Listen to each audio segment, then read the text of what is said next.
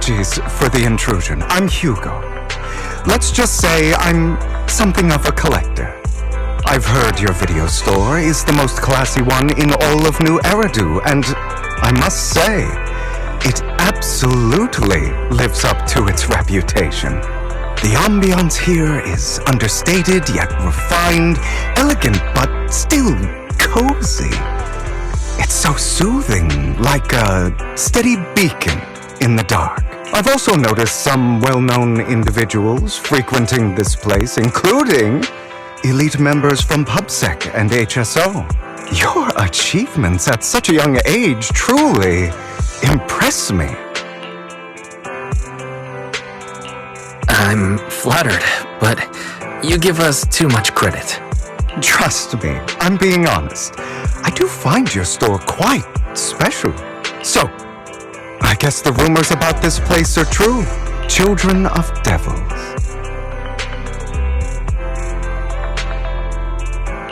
What are you talking about? I'm not following. Am I imagining it? Or do you seem really nervous all of a sudden? Children of Devils is an old movie I've been searching for, but it's so niche I can't find a copy in good condition. Or perhaps, did this movie remind you of something else? You're imagining it. I'm just surprised there's a movie we haven't heard of. No worries. Like I said, this movie is rather niche. Despite the word devil in the title, it's actually about vampires. I'm sure you already know. Vampires were a popular fictional concept back in the old civilization. Typically, they are pale-skinned, well-dressed, exuding a mysterious and dangerous aura. But beneath their immaculate facade lie lethal fangs for draining human blood.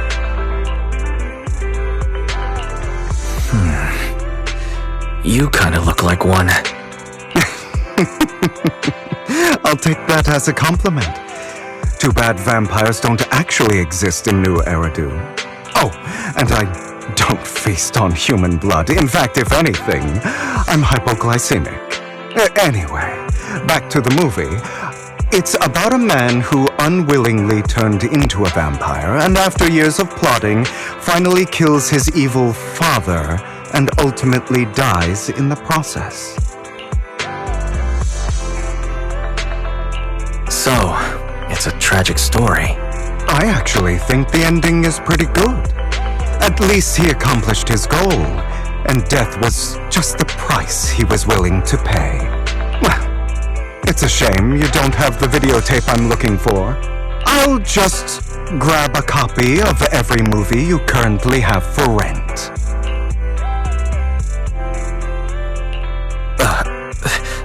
Thank you for your patronage. That's very generous of you. Just think of it as my thanks for chatting about the movie with me. Your store is like a collector's gem in itself. Please, consider my payments here as an investment in a collector's prized find.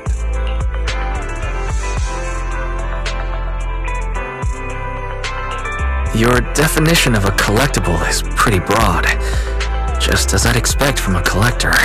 Because of my work, I happen to know some of New Eridu's upper echelon. Some even collect human organs. Just some rumors circling around. Hope I didn't spook you.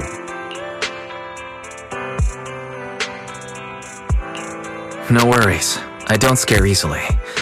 I've seen my fair share of crazy stuff. Guess I was worried for nothing. With so many high-profile individuals visiting here, I'm sure you're well-connected and experienced in various fields. Speaking of which, there's a big industry auction coming up. They'll probably have lots of collectibles, maybe even rare videotapes not on the market. If you'd like to attend, just let me know. Oh, by the way, I saw a marketing event at Lumina Square. Looks like there's a raffle going on. Go, check it out if you're interested. Maybe you'll stumble upon something exciting.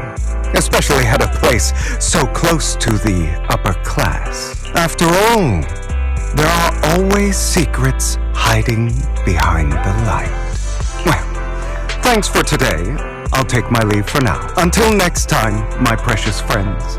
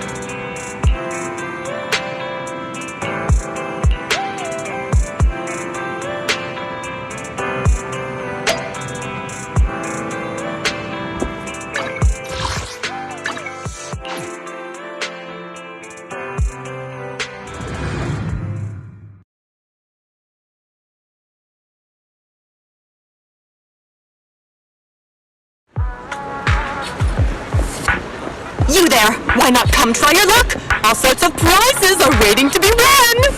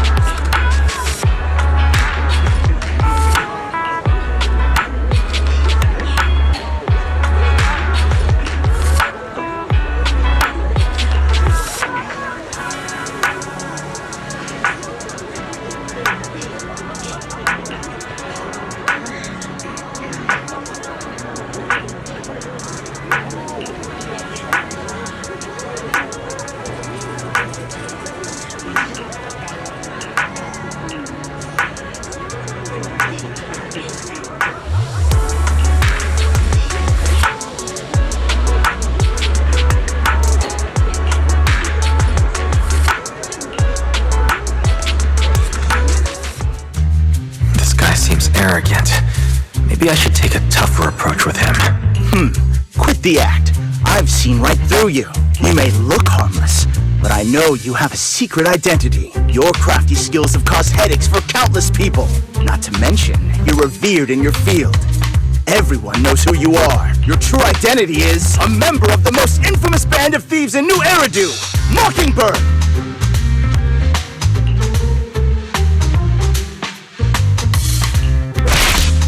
Actually, I'm more infamous than Mockingbird. What? You're even more evil than Mockingbird? No wonder you snatched my wallet! I know. Now might not be the best time to say this, but I'm genuinely curious about your true identity.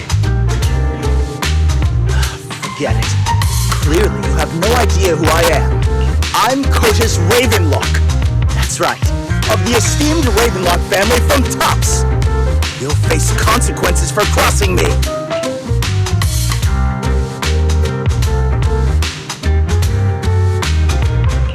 You're an esteemed member of Tops. Why join a raffle with us regular folks? Offense is the best defense. Seems like you've got that down.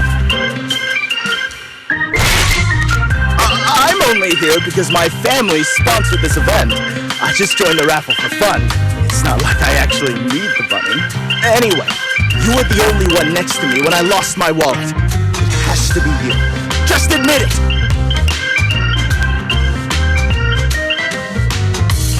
Listen, you can't just throw accusations around. You'll be held accountable for what you say. I did not steal your wallet, but if you insist that I did, let's go to PubSec together. Of course, if you can't prove it, I'll be pressing charges against you. press charges? That's a bit too extreme, don't you think? Looks like you found the right approach to deal with people like him. In any case, my wallet is missing. It had a ton of Denny's, so someone's got to answer for that.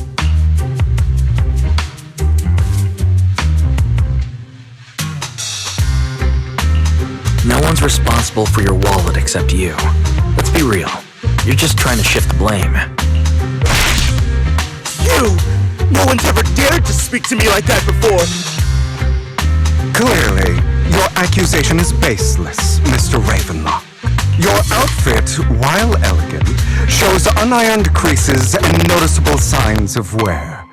You've likely worn it for a long time.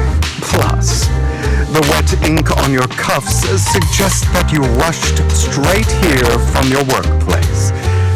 Likely so you wouldn't miss today's raffle. All in all, it's clear you're not well off and quite careless. Chances are you lost your wallet yourself, and it probably didn't hold much cash. Is that why you jumped to accuse others?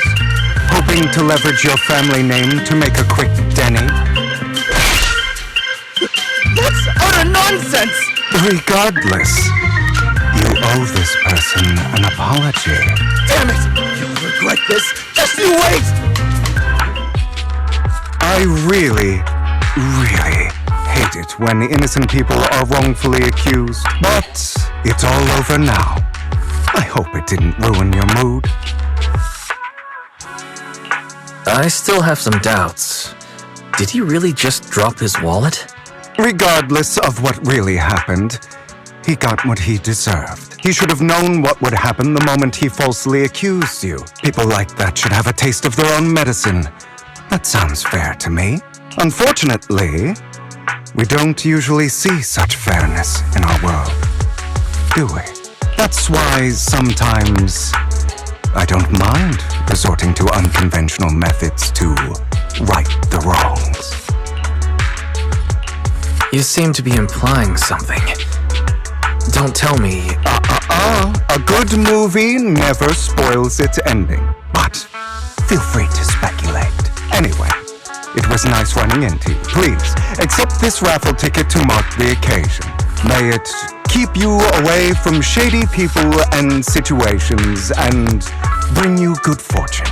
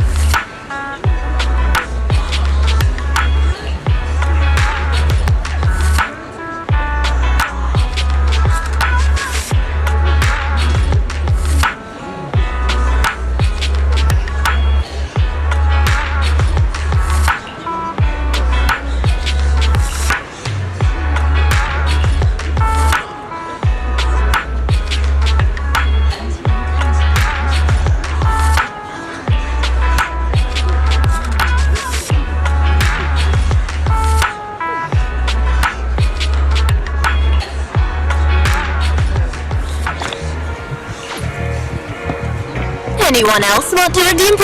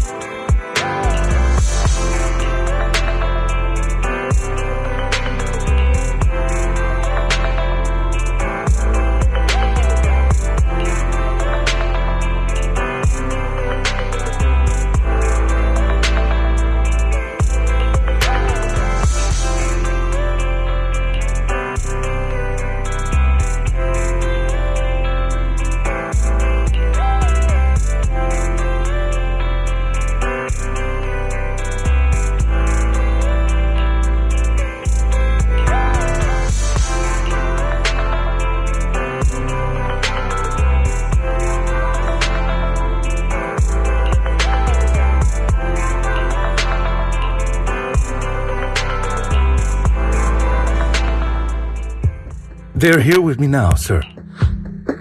I'm glad to have the chance to speak with you, young'uns. Helios Academy used to be a peaceful and comforting place.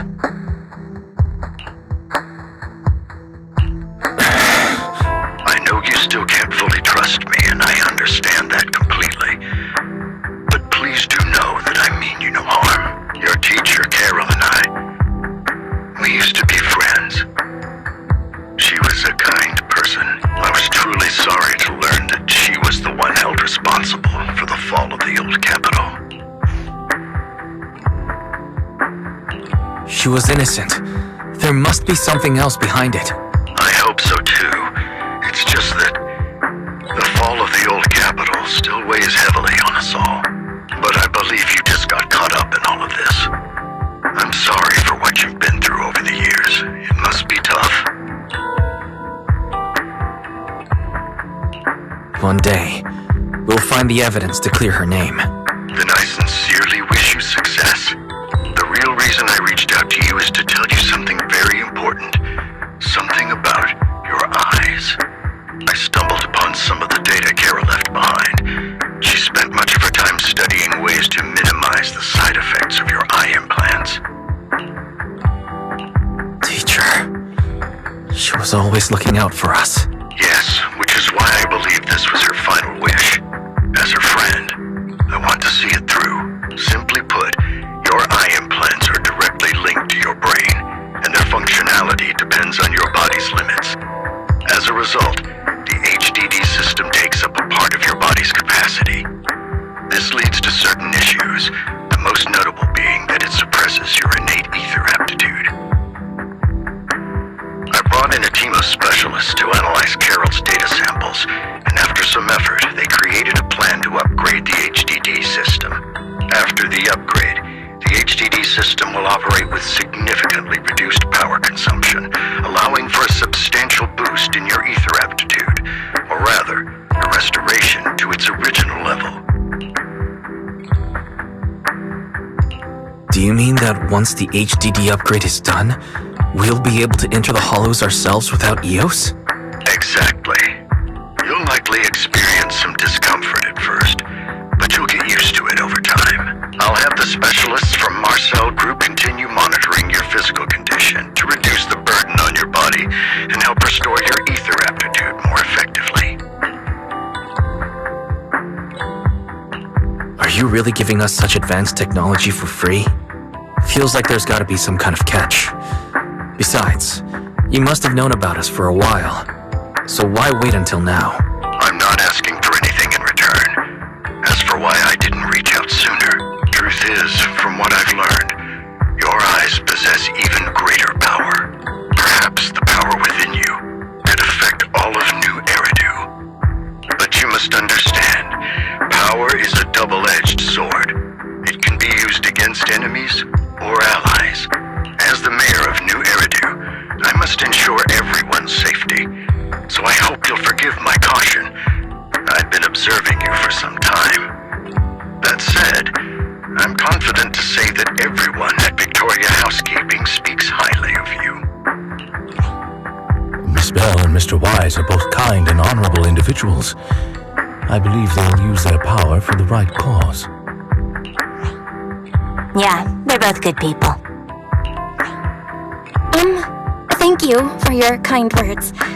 Even though we have no idea what this power is. You're not just making it up to get our hopes up, are you? Of course not. It's just that I don't have much information right now. I'll let you know as soon as I do. Well then, I'll let Lycon assist you with upgrading the HDD system.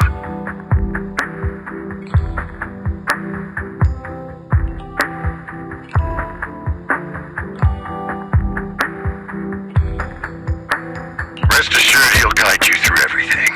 You should be able to follow him with your knowledge. If you would follow me.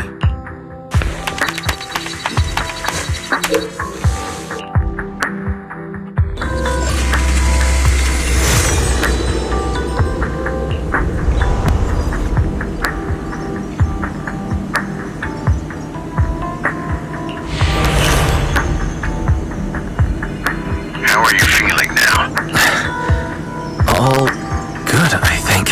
Really? I'm feeling a bit off. Your body is adjusting. Give it time to adapt to the changes. As a precaution, hold off on entering the hollows until you feel better. I see. In that case, I'll sit back and help Ice for now. It's quite impressive one of you adapted so quickly. Your ether aptitude is now on par with most hollow investigators, meaning you're ready to explore regular hollows. But you must be careful at first. Lycon, Ellen, why don't you two go along?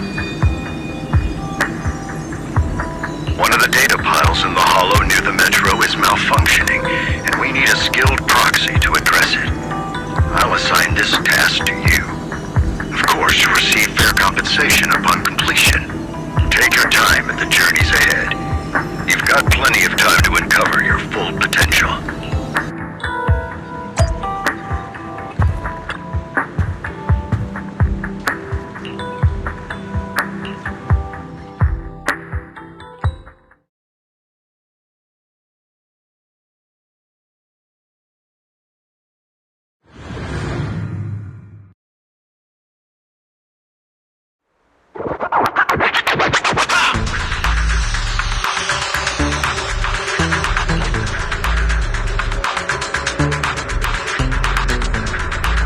Master Proxy, the data pile that the mayor mentioned is in this direction.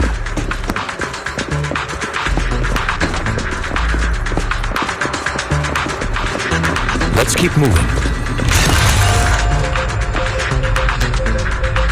The data pile that the mayor mentioned is near that garage ahead.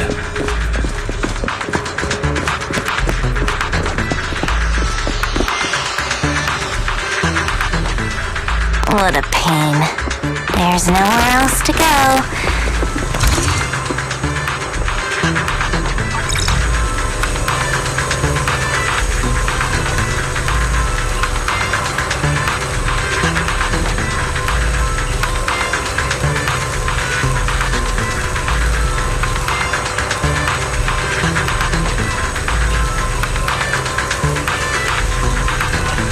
We should search for the passcode nearby to disable the laser, and then move the train.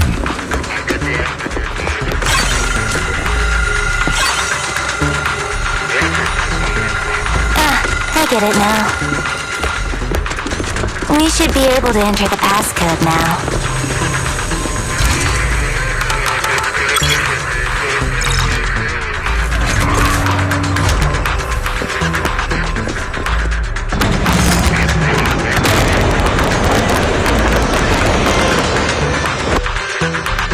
How are you feeling now? Not good. I feel like I'm gonna pass out. Glad to see you're well enough to crack jokes. If you feel any discomfort, please let us know at once. Yeah, I'll carry you on my back if needed. Really? Can you carry me right now? Let's finish the task first, Master Proxy. You've always had a sharp mind, and now you've got the muscles to match. Thanks for the compliment. Well, I was just thinking. When will you pick up some fighting skills? If you can fight, you could handle things in the hollow all on your own. That'd be pretty neat.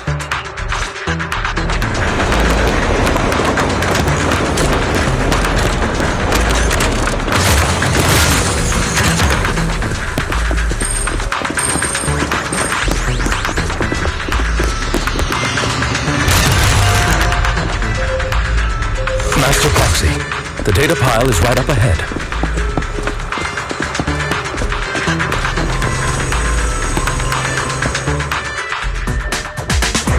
Worry not, Master Proxy. We'll ensure your safety.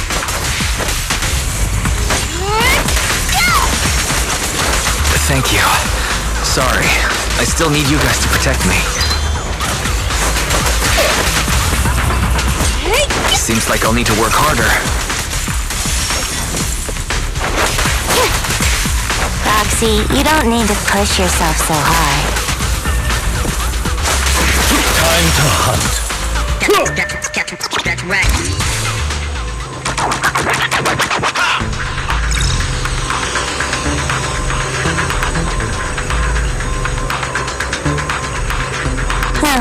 It's another passcode.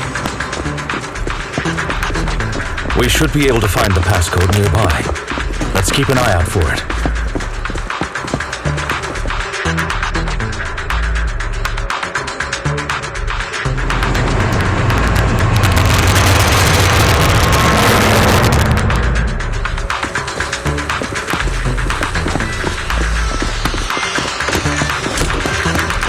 Maintaining the data files in the hollows requires a proxy with the utmost professionalism.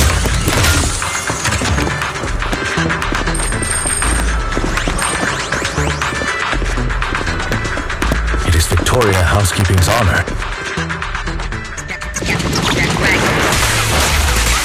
Take a break. Take this.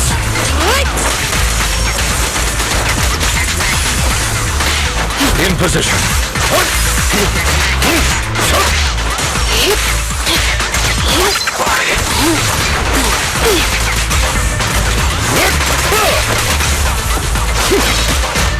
At your service.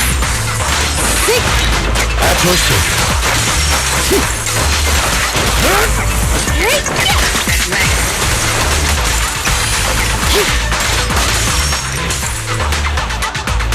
Master Proxy, let's take a look around this area. We might be able to find clues.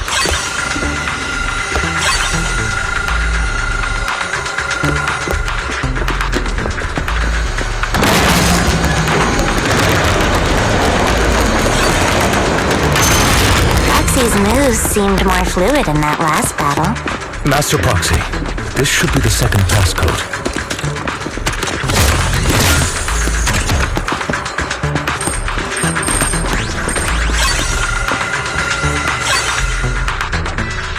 Master Proxy, we've been in the hollow for quite some time.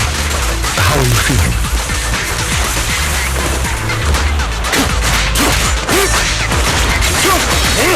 I feel fine. Nothing unusual, actually. That's good to hear. After all, this is the first time you've entered the hollow since the system upgrade. Best not to overdo it.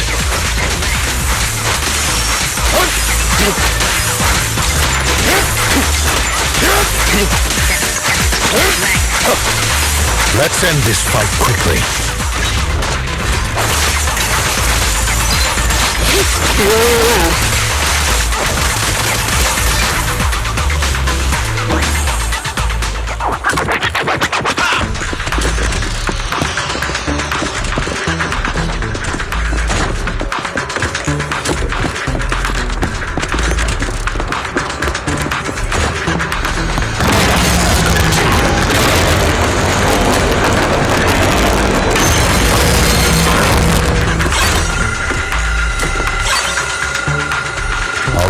That's all of them. Let us return and open.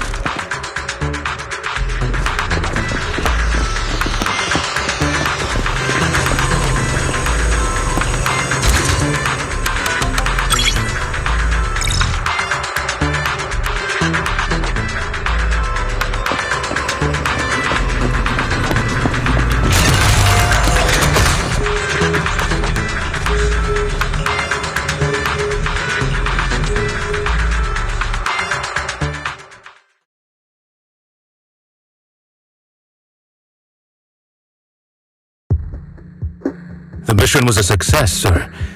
Master Phaeton's performance was outstanding. Excellent. You truly are exceptional.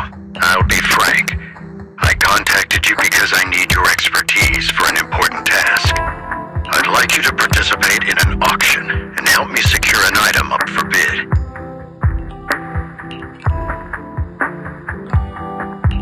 Hold on. Is it the same auction I heard about? The one with all the high-profile attendees? Yes, that's the one. I knew asking you was the right choice. Since you're aware of it, I'll get straight to the point. It's related to the sacrifice you encountered. Sacrifice? It's back? Remember the sacrifice you took down near the construction site?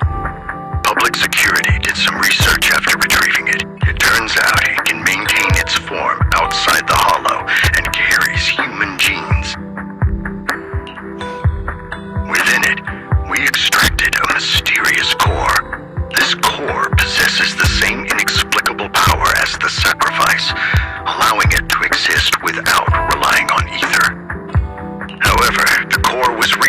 stolen from the most secure lab in New Eridu. We suspect this is an inside job rather than an external theft. We searched extensively without success, until I saw the auction flyer. The core has been concealed within an auction item. So you want us to bid on it at the auction.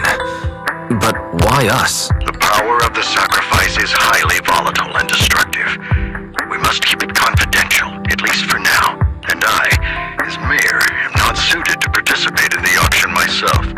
Plus, I'm running checks on my inner circle due to the theft. Frankly, there aren't many people I can trust. Don't worry, the funds are covered, and Victoria Housekeeping will be assisting you. Of course, this hinges on one condition: your willingness to aid me. All right, we'll give it a shot. Thank you very much. I knew that I could rely on you. The only hurdle now is the invitation. It's exclusive to Tops, so obtaining one might take some time. I'll handle that promptly. I'll leave the rest in your capable hands. You seem a bit puzzled, Master Proxy. The relationship between the mayor and Tops seems rather delicate. You're quite perceptive. As you know, the roots of New Eridu's governance lie with the Mayflowers, while Tops is a conglomerate of companies. Power and profit often lay the foundation for conflicts, which is why securing invitations could be tricky for us. Things would be much easier if Tops weren't so involved. But worry not, Master Proxy. It may take some time, but we will overcome these obstacles. Now, if you've no further need of me, I'll take my leave. Have a good day.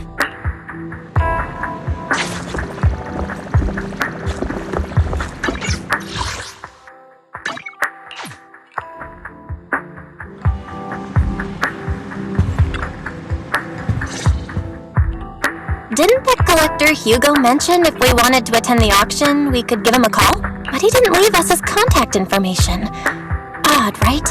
If he wanted us to contact him, why not leave a number? Maybe he left a puzzle for us to solve, like in the movies. You've been watching too many movies, Wise. We need to separate fiction from reality.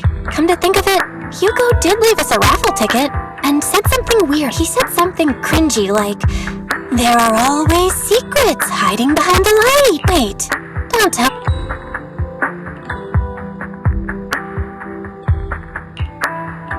I get it now. This guy watches way too many detective movies. Anyway, let's try contacting him. It's you, the manager of my favorite video store. Glad you've cracked my little puzzle. I've been waiting for you to contact me. I was worried I might have left a bad impression. Actually, I have a favor to ask. About the auction you mentioned. Could you secure 2 invitations for us? So you'd like to attend the auction? I'd love to assist, but unfortunately, I have some tasks at hand. But if you two can help me with my current task, I should be able to find time to get the invitations you need. What kind of task? Is it something I can handle? Nothing too dangerous, I hope. Don't worry, I would never put you in danger. Let's discuss the specifics in person. I'll wait for you at Do Gardening Shop in Lumina Square.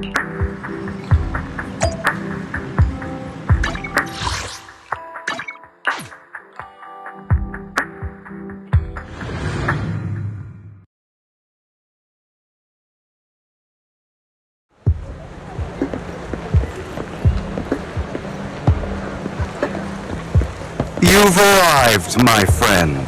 Punctual as always.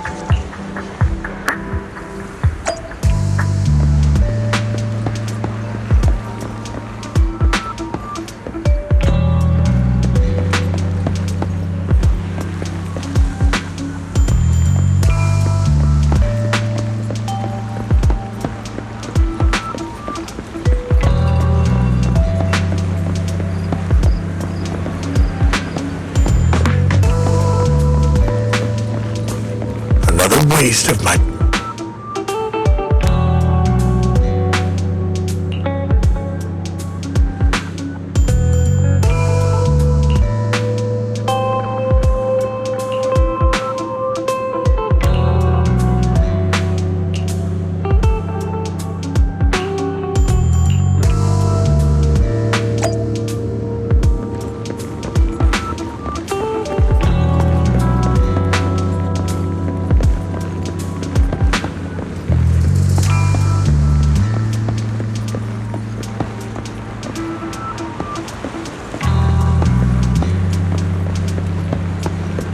This time, I'll lead the family back to the top.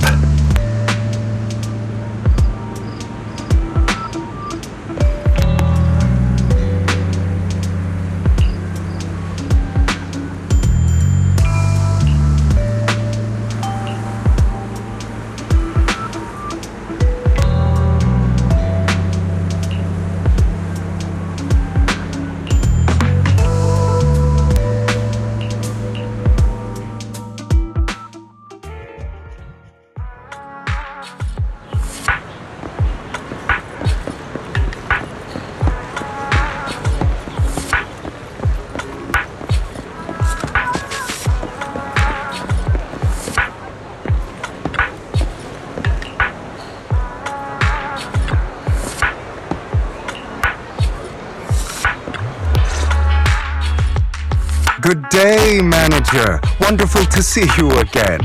You're as sophisticated and charming as always. About our previous discussion, I assume you've made some progress?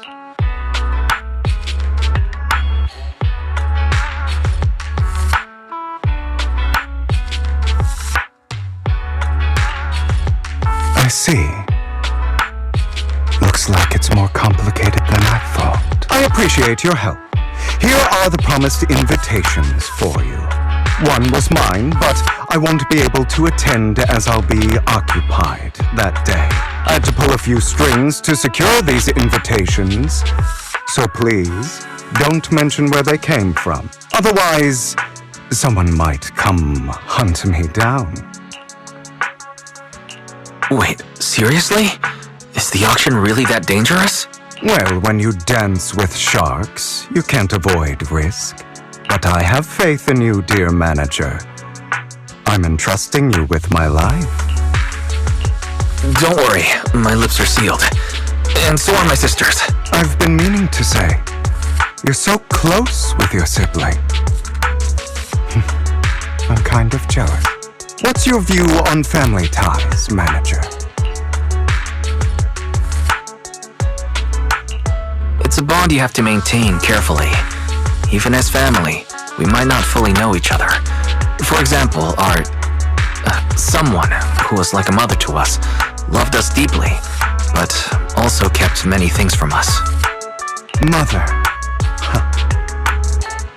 For me, that word only brings fear, pain, and hatred. I once had a half-sister. Different mothers. Had? You didn't have a fallout over some big argument, did you? No, we never argued. I would like to try, but it's too late. She's been gone so long. I can barely remember her face. I'm sorry. I didn't realize it was a sensitive topic. My condolences. It's okay. I brought it up first, and it was ages ago. Anyway, back to what we were saying.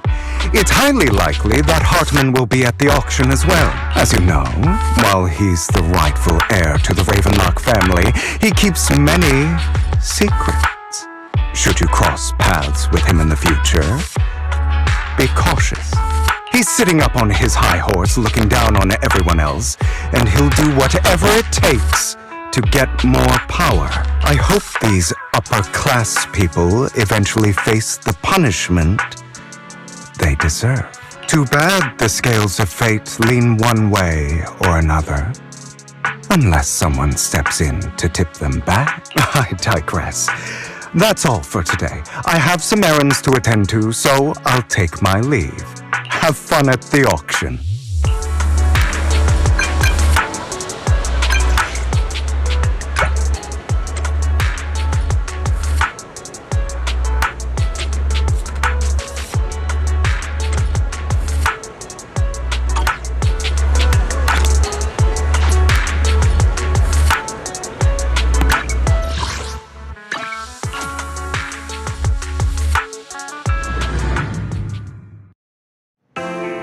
Pleasure to see you again. It's been a while.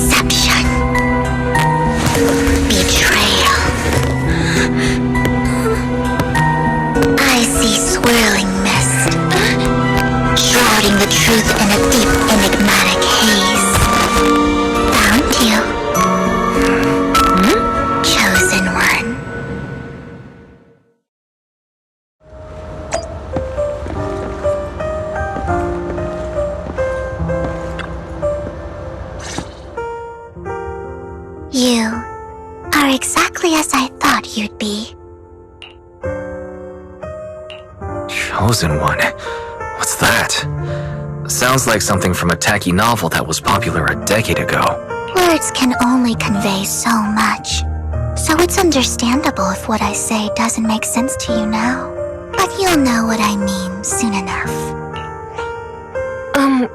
Young lady, I know you might think I'm lying, but I'm telling the truth. That item was my late husband's keepsake, and I had to pawn it due to financial difficulties. But I can't bear to see it auctioned away to who knows where. I'd never be able to get it back. Please help me bid for it. There's a hidden flaw in that item. If you point it out during inspection, it will be withdrawn from the auction and returned to the pawn shop. That way you won't have to pay for it. In return, I'll offer you some compensation. It may not be much, but it's all I can manage. Mom, please don't cry. Your story might be genuine, but your intention is not. Besides, this has nothing to do with me. Your misfortune is not my concern. Young lady, you don't look like you're struggling for money. How can you be so cold-hearted? I'm sure this refined individual here feels the same way. Huh? Are you referring to me? Yes, you! If you're willing, could you please... The auction is about to start. I'm not sure how you gained entry, but I'm sure you don't want to be driven out with your daughter. And you? Here's a little piece of advice. Don't let your sympathy easily sway you in an auction like this. Otherwise, you might get swindled. I'm Vivian, by the way. Pleasure to meet you. Dear guests, the auction will begin shortly. Please make your way to the venue.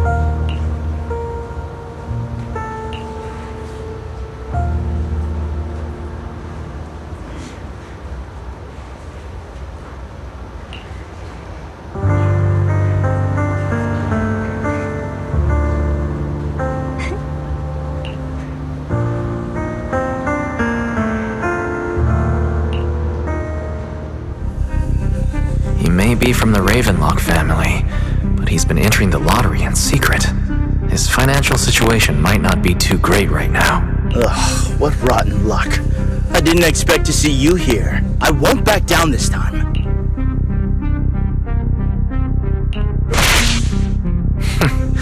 Aren't you that bigwig from the Ravenlock clan? Surprised. This is the top auction in the industry!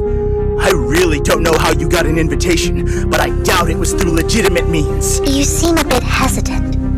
His accusation isn't true, is it? You should just give up already. I'm dead set on getting this item.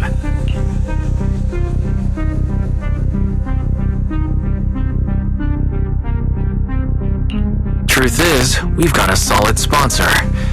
Give up, because we're going to secure this no matter what. So that's how you were able to join the auction? I knew there was something funny going on. Damn it! Am I really going to lose? Nicely done. I see you're getting the hang of manipulating your opponent's emotions at the bargaining table. Okay. Let's not rush into inflating the price. Seems like it's just the two of us interested in the item. Why don't we discuss this in private first?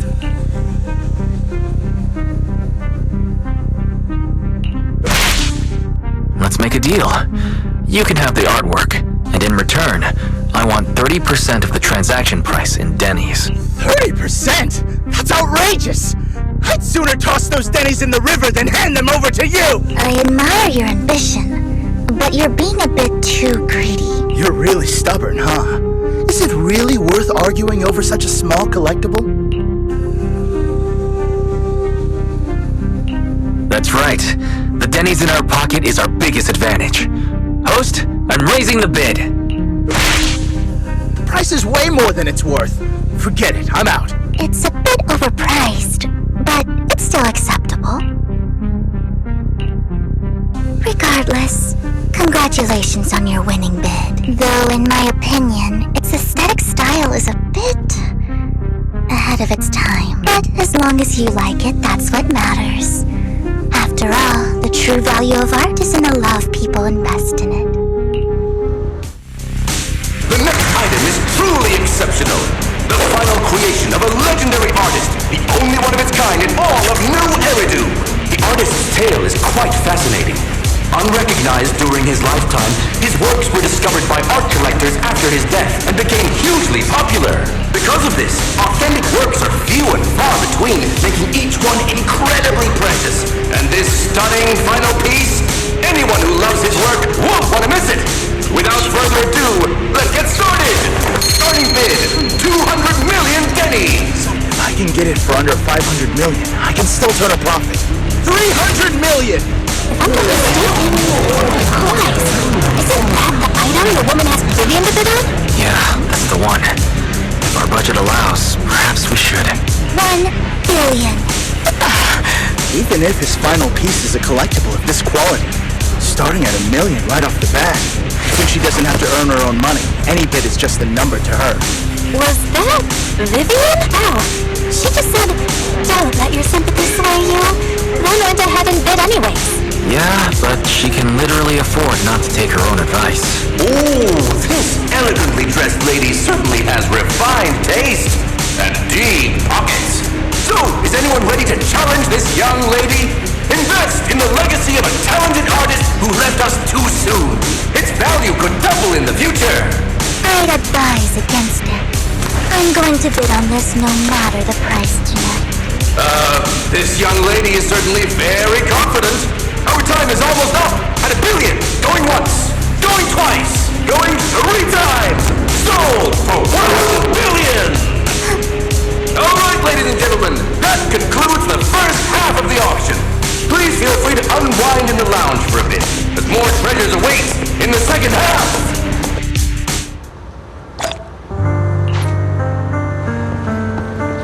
The coffee here is... You have a strange look on your face. Despite her ruthless exterior, she's actually quite kind-hearted. Though you wouldn't dare think that, would you? Not at all. That's not what I'm thinking. You're not being honest. And and I don't appreciate deceit. Just to clarify, I didn't assist that woman out of kindness, nor do I plan on giving up the item I just purchased, because it's nothing more than a common scam. A scam? So you're saying that woman is a fraudster? They'll tell you a tragic story, begging you to help bid on a collectible at a high price. They promise a reward and guarantee the item will be withdrawn from the auction, so you think you won't have to pay anything. But the reality is, once you bid, the deal is done. No going back, and you end up shelling out a hefty sum for something worthless. So why did you still bid on the item? I really enjoyed the story of that legendary artist. Art at its essence sells stories, doesn't it? I'm willing to pay the price for the stories I choose. That's another lie. Looks like you believed me. I didn't really believe you. Let me give you another piece of advice. Appearances can be deceiving. People often mask their true intentions. Sometimes, what you can't see is the real truth.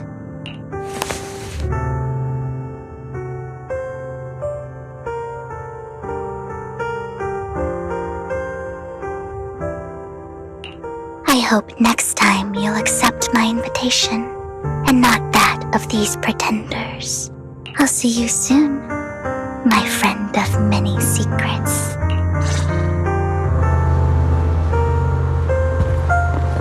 The second half of the auction is about to begin. Please make your way to the venue.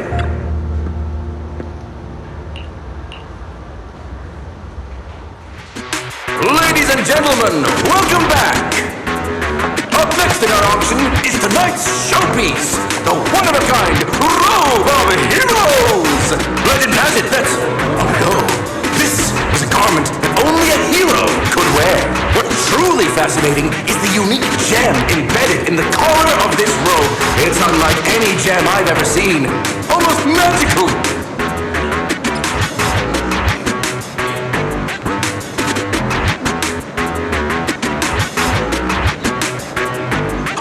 Guys, that gem's probably what we're looking for.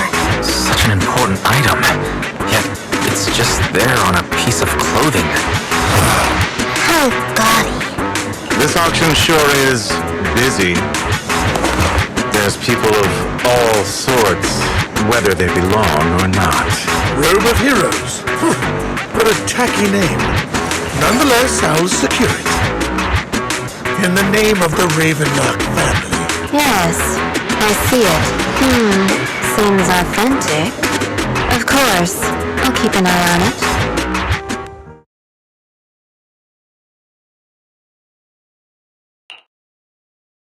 I didn't expect this to drag on, so I believe there is no meaning in continuing this senseless bidding war. Frankly, wasting time irks me more than squandering money. So, my friend, let's cut to the chase. What did you have in mind? This man is pretty shrewd. Maybe I should match his energy.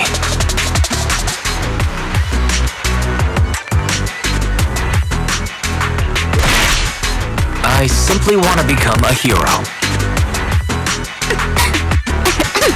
I see. You have a unique aspiration indeed.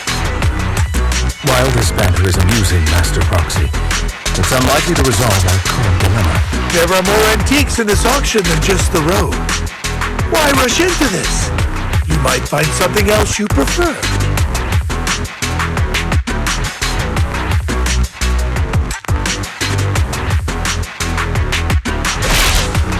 I'm not a collector, so I'm not into antiques. That robe just caught my eye. In that case, how about we strike a deal? All I want is that gem. So, if you cease bidding, the Ravenlock family always gets what they desire.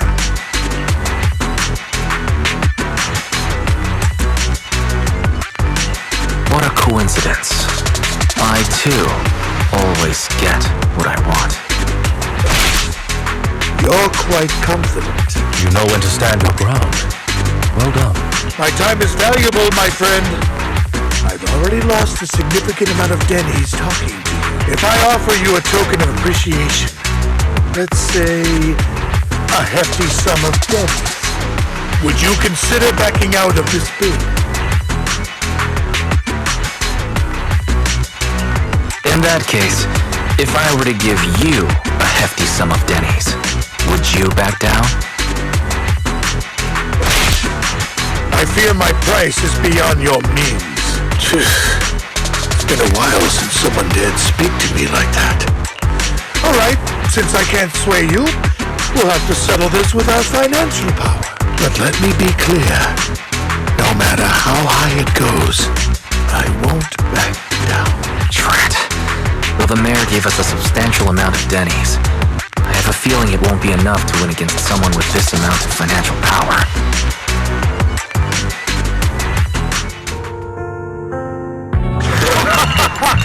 Thank you, everyone. It appears I'm the final winner of this auction after all. Well, I'll be taking this masterpiece with me. Of course. I must extend my sincere gratitude to all of you. Damn it, we almost won! Ugh, Denny grabbing jerks! I got a message from Hugo. He wants us to look up. What happened? Why'd the lights go out? What's going on? Mommy!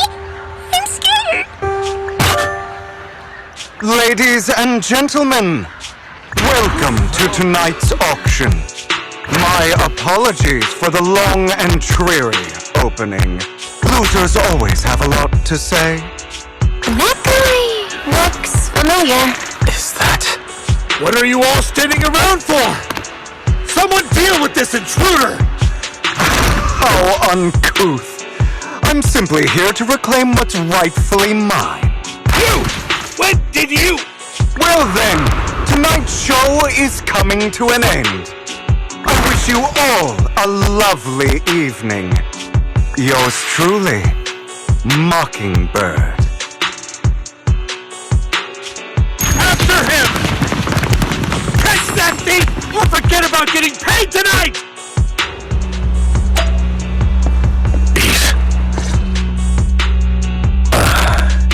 Forgive me, Master Proxy, but that... Mockingbird and I have... history. You might find it surprising, but I know him too. You do?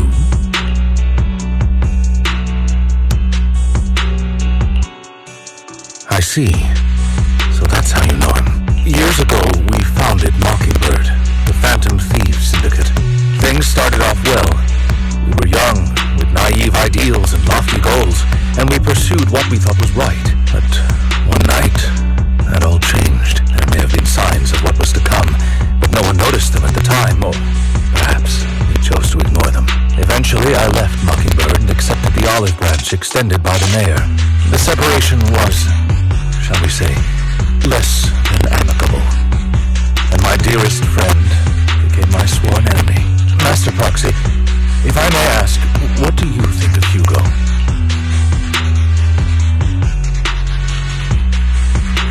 Though he helped us before, and he seems pretty nice, I can't help but feel something's off. He is a part of Mockingbird, after all. Mockingbird has changed from how we envisioned it. And Hugo, too, No, it's nothing. In any case, he is very dangerous. I'm still unsure of his intentions, but we cannot risk letting him have the sacrifice core. Based on my past experiences, I can likely predict the route he'll take to evade his pursuers and escape. However, this path lies within the hollow. Master Proxy, can you...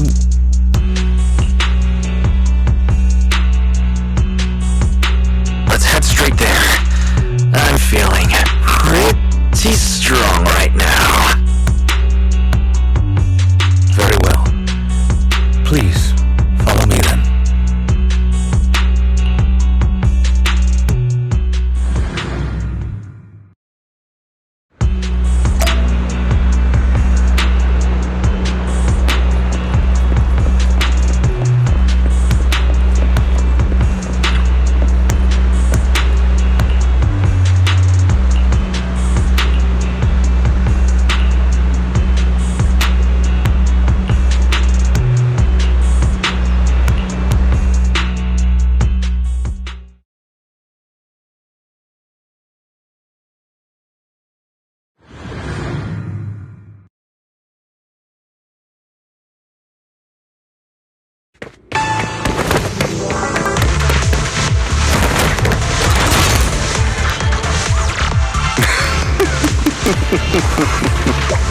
As I thought, Hugo really is here. When we were still working together, we would often choose routes that were difficult to attack, yet easy to defend.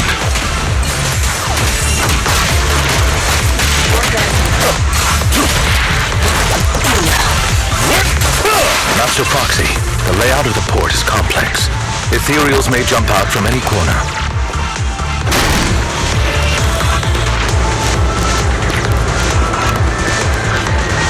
Be extra careful. There are so many ethereals, but they don't seem to be phasing him at all.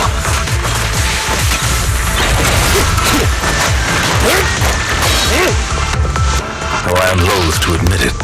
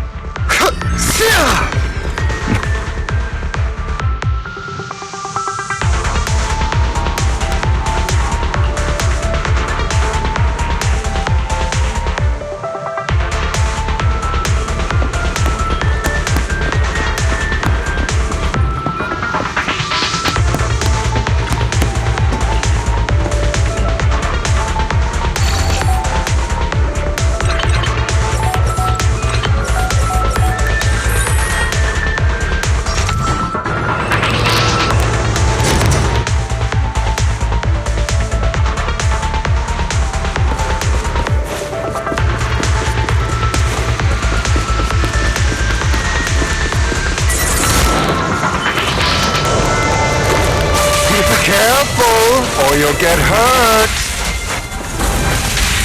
Sirs, I'm not going to let you have your way. Master Proxy, that's one of Hugo's weapons. Make sure to avoid it. He's extremely familiar with this place. Master Proxy, dragging this out will only be to our disadvantage. Let's proceed through here post-haste.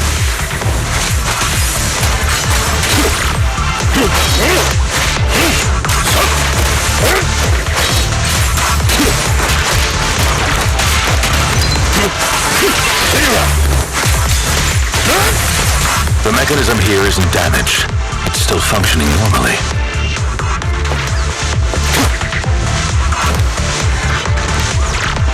Something's not right.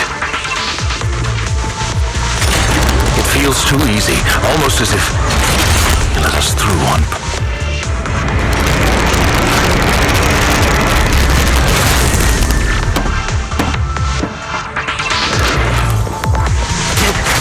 Move, please. Stay calm now. Take this. Stand still.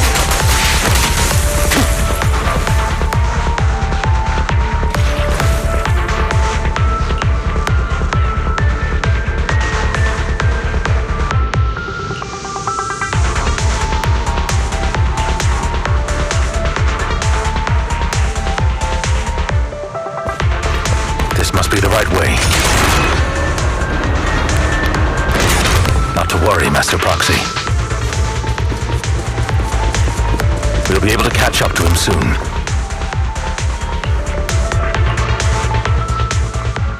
It should be this way. Are they from the auction? No, they shouldn't be able to track Hugo here. They're likely just hollow raiders. Back then, Hugo would typically retreat into a hollow after securing the goods. And as his partner, I'd be responsible for leading the pursuers astray. I'm unsure if he has a partner now, or who they might be if he does.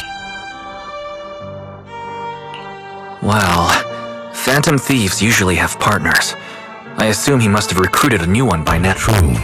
That could make things trickier, as he may have passed the core to his partner. Regardless, Master Proxy, let's steer clear of those hollow raiders for now. Although I'm confident in my ability to defeat them, the clash here might delay us and jeopardize your safety. Our main focus now is locating Hugo and retrieving the gem.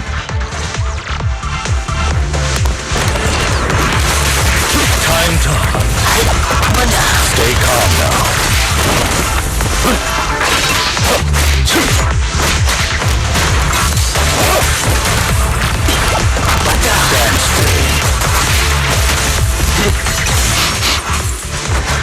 He should be nearby.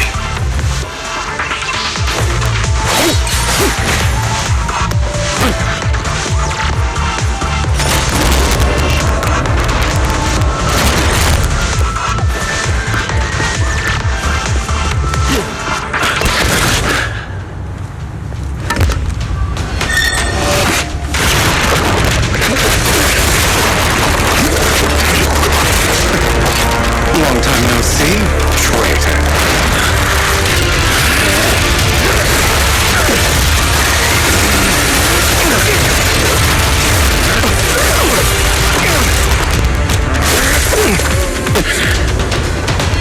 It was you who broke the oath, not me. You haven't changed, pompous and self-righteous.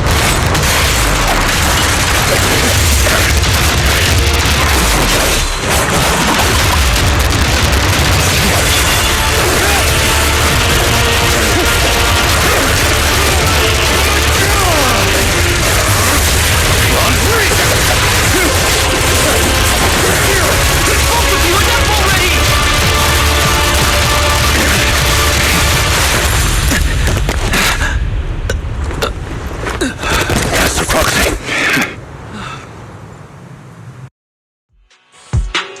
Are you alright, Master Proxy? Any injuries? I'm fine. I just forgot I wasn't using EOS. I thought your attacks would just go over my head. I'm not used to being this tall, I guess. Rest assured, Manager, my blade has always been steady. I'll never point my weapon at my allies, especially not you. As for that oath, he has no sense of control in the heat of battle, even turning on his own comrades. I'd thank you not to spread lies. What? Are you denying it? I merely spoke the truth, didn't I?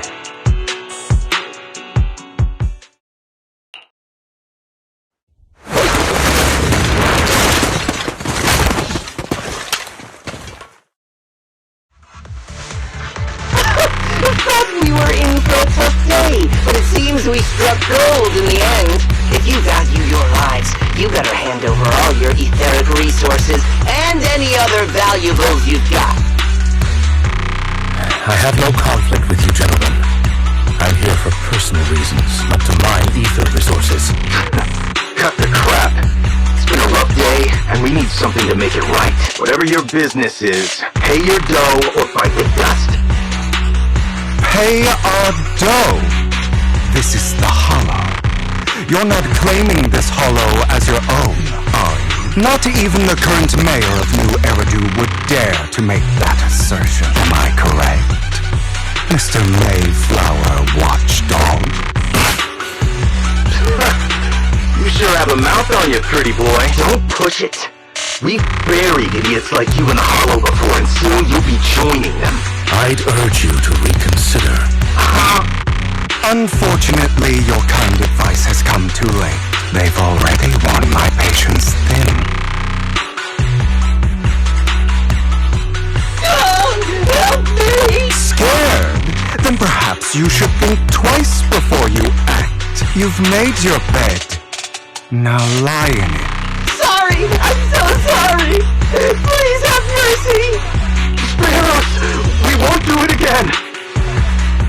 Are you quite done blowing off steam? Don't kill them. I'll hand them over to public security once we're out of it. Who do you think you are to tell me what to do? They weren't planning to show you any mercy, yet you forgive them so easily. You haven't changed at all over the years, Lycon. To hell with you and your foolish fantasies of being some almighty savior. Haven't you learned your lesson from what happened with your eye and legs? My principles remain unshaken. No one has the right to take another's life. Sinners deserve punishment. Do you know how many lives they've taken? I'm merely delivering the justice the world needs. It is not our place to pass judgment. I know I will not sway you. There's no point in continuing this argument. I will stop you. I always will. Go ahead and try. I will defeat you. I always will.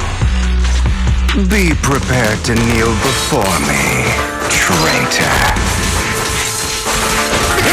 You talk too much. Trying to run, are we?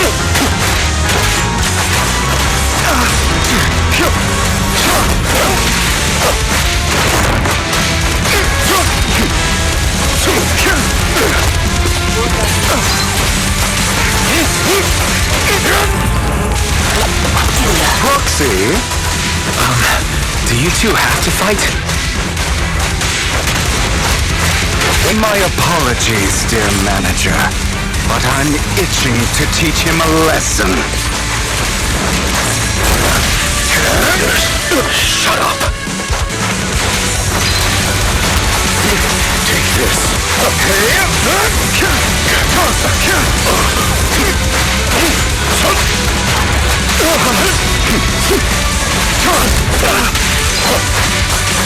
Time to hunt.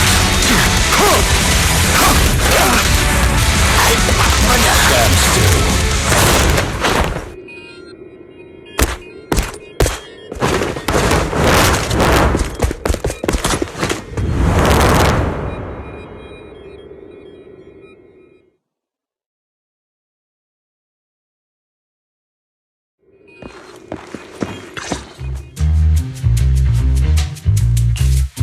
Worry not. Mastery of my skills will come in time. But there's something more important I would like to teach you. Something about faith. Does a phantom thief even need faith? Of course. What else would we fight for? For wealth, fame, and power to stand at the top so nothing and no one can imprison us.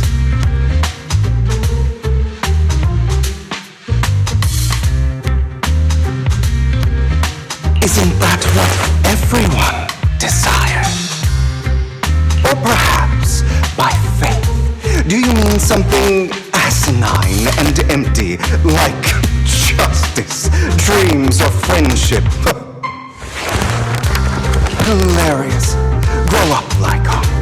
It's time to let go of your naive fantasies of being some almighty savior.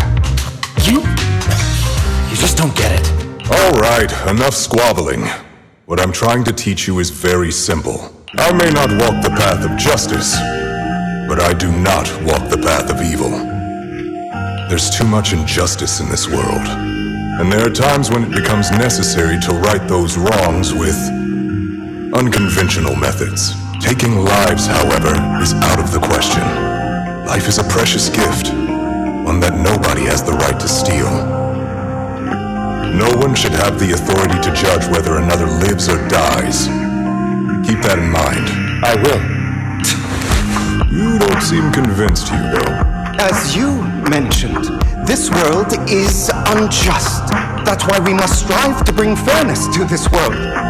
Those who cause harm should face consequences, just as those who take lives should.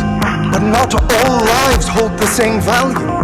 Sometimes, you may need to eliminate one if it means saving more.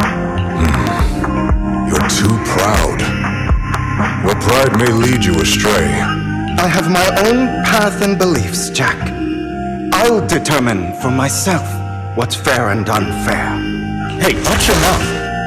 If it weren't for Jack, you'd be dead already. You're a smart kid, Hugo. Skilled too. You could easily take the life of a sinner. However, what if one day you found out you were wrong? What if that so-called sinner were innocent? Could you bring them back to life? I wouldn't make that mistake. To err is human. Everyone is bound to make mistakes. It's good you are open with your thoughts. I just don't want your troubled past to weigh you down. Because your hatred doesn't define you. It only eats away at you.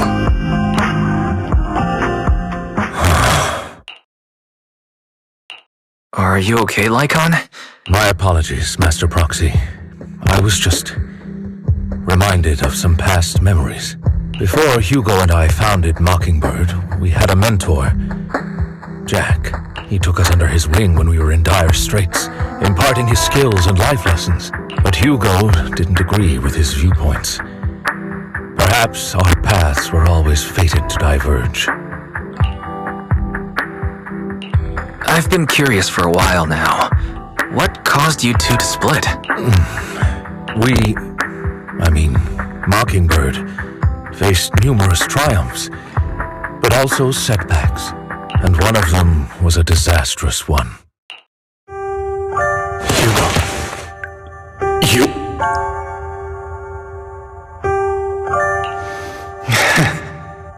Was this you? All this? So what if it was? Gone crazy? Have you been planning this all along? You'd bury all these lives in the name of vengeance?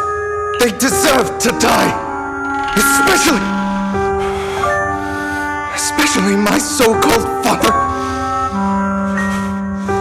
I should have killed him a long time ago. A really long time ago. You know what, Lycon? There's some people whose only purpose in life is to bring more suffering into this world. Sometimes murder is what brings justice back into this world. And for that, I must stain these hands in blood. Enough! I can't trust anything you say anymore. I'm leaving Mockingbird, now! Where are you going? Anywhere. Someone from the Mayflowers got in touch with me before. Are you mad? You know what those hypocrites in city administration are like. They're no different from tops. We fought them together all this time, and now you're leaving to serve as their lapdog. You're going to turn your back on Mockingbird. Turn your back on me. The mayor is different from the others. But it doesn't matter. I'm not going to even try convincing you. As your friend, I'll give you one last piece of advice. Please, stop here. Otherwise the day will come where your hatred and ambition will consume you.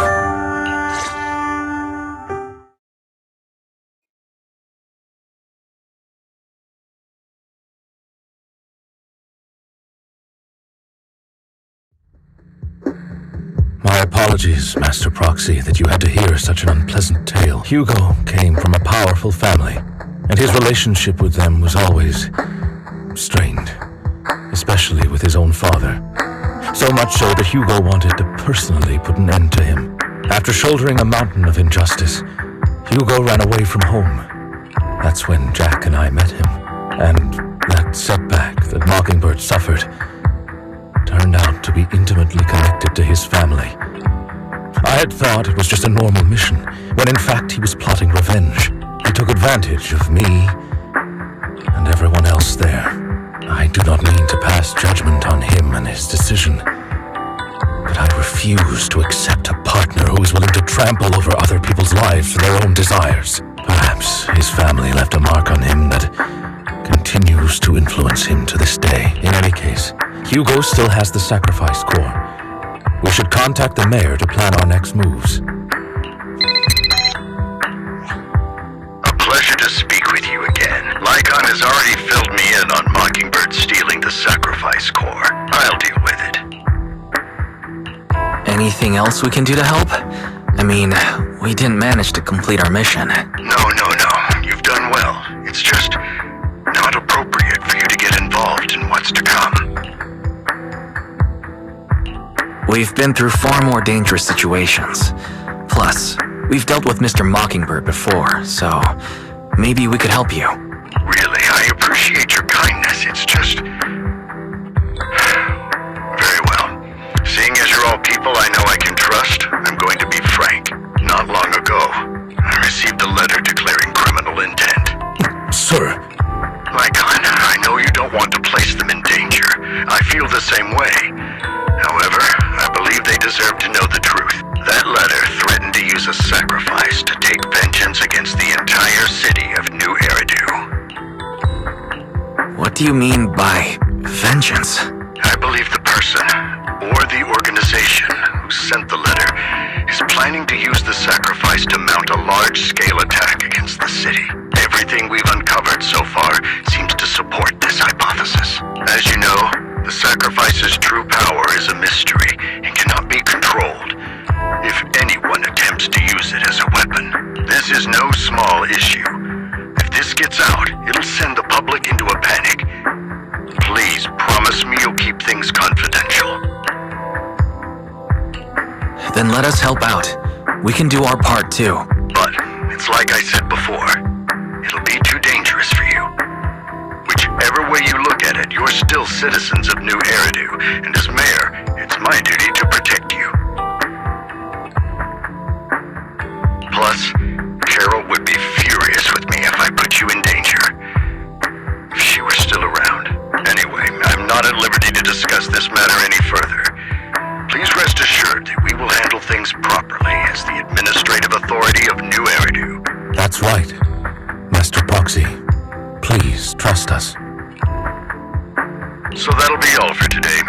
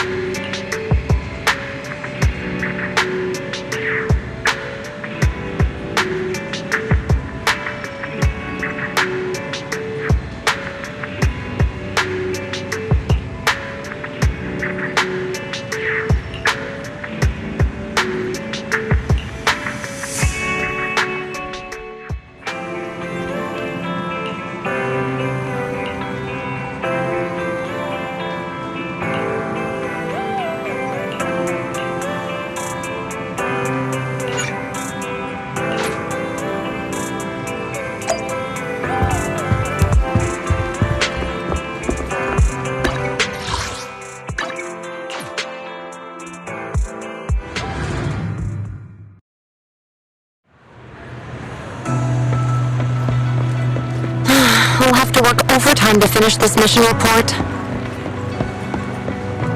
You're here!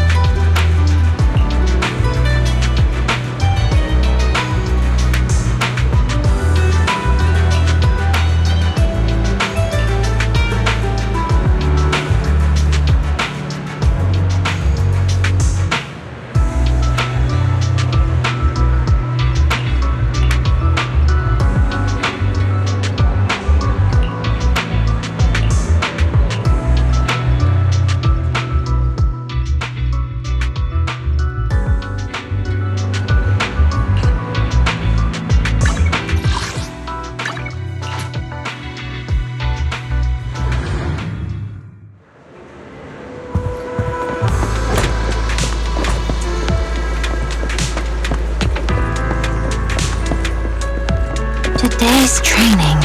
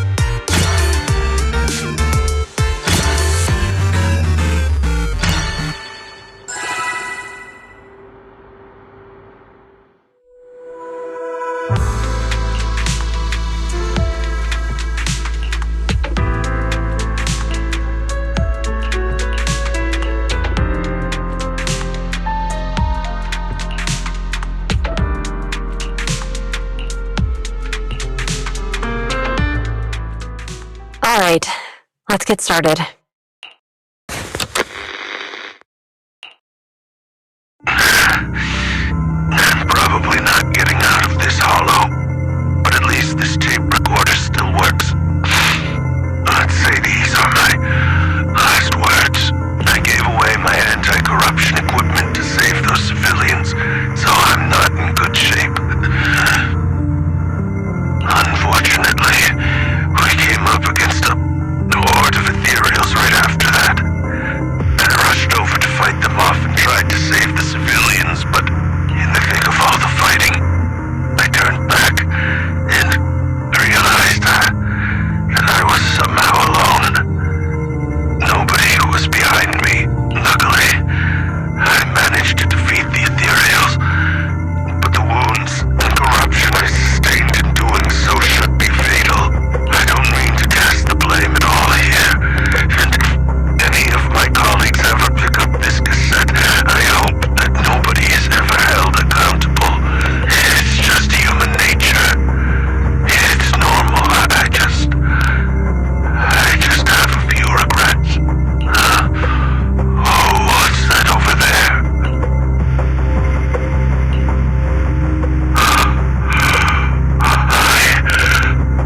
I've seen a miracle. Yes, that thing is right. So long as humanity is in constant conflict against the Hollows, we'll never be able to grasp true power. Only by embracing everything. It's the only way. Only by embracing this power can everyone survive. Oh, Creator, please grant me this.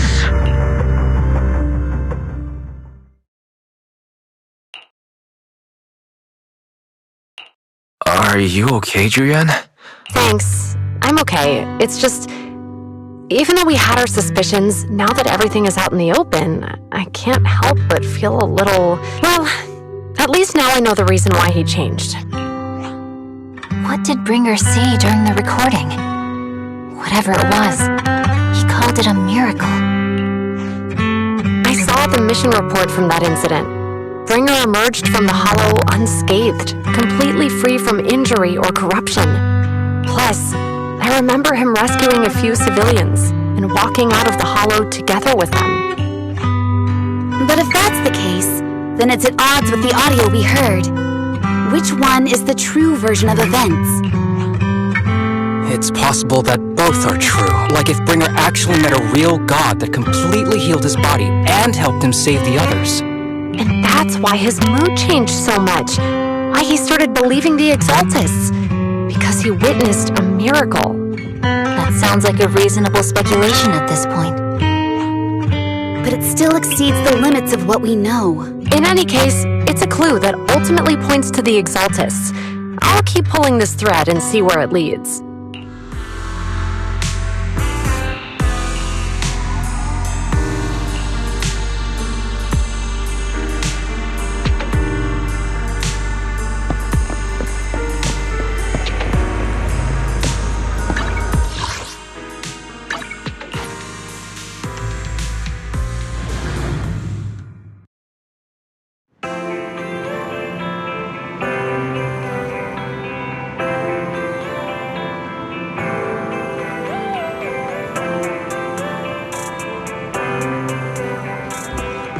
I've been waiting for you for We meet again, Master Proxy. I imagine you've already managed to gain some info from the conspirators.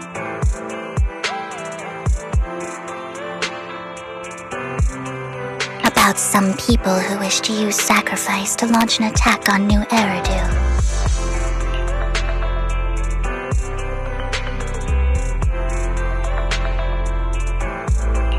So you know about that? I only just found out myself. Because I've been watching you this entire time. I know many things.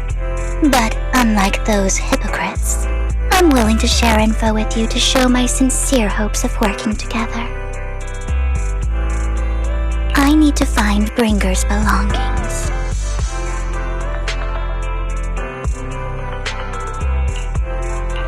Bringer's belongings? Did he even leave anything behind? Oh, he did. I have complete confidence in my intelligence network.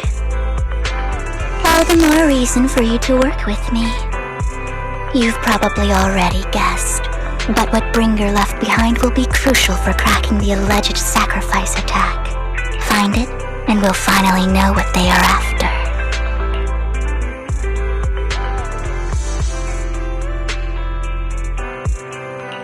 Who do you mean by they? The Exaltists, of course. They're always lurking whenever something related to sacrifice comes up. Actually, the Exaltists and I, we have a bit of shared history. But no more than that until you officially agree to work with me. Alright, I agree to work with you. Splendid. I like people who don't mess around. By the way, might I ask, you're not proficient at in-hollow combat, are you? Well, you know, I'm a proxy after all. As I expected. Not to worry. You're an invaluable proxy. All I require is for you to guide me. I mean, not even my darling Lord Phaethon can fight in the hollows.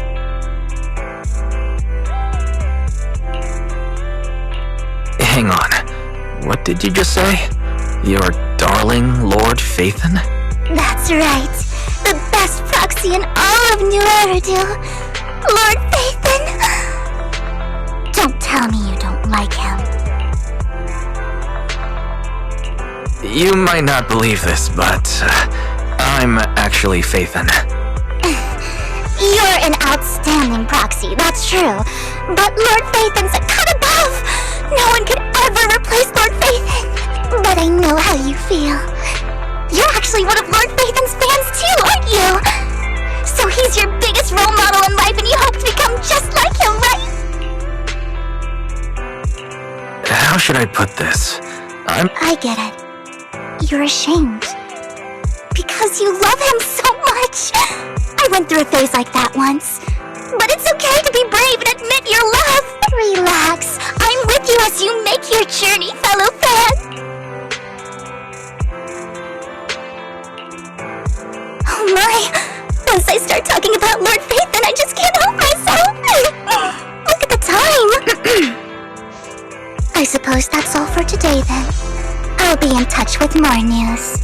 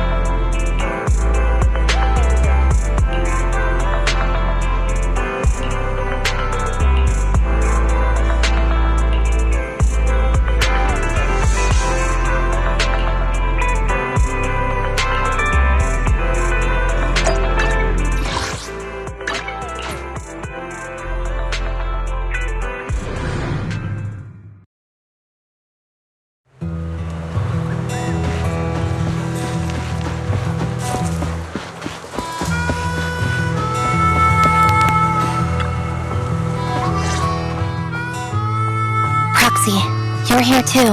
I didn't expect to run into you here. What are you two doing here? And what's with the new outfit, Ambi? I'm here to investigate that incident.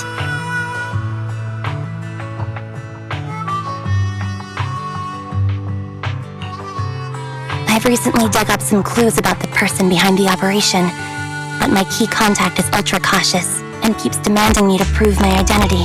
So, to gain her trust, I decided to meet her dressed like this, now that everything is completely finished. This uniform doesn't really represent anything in particular. For me, it's just another outfit now. We all have to move on. I'm helping her. I want to make sure whoever's behind all this is caught. And who's this young lady? This is my friend, Vivian. We're here investigating a few things ourselves. Ambi, one of the Cunning Hare's most powerful members.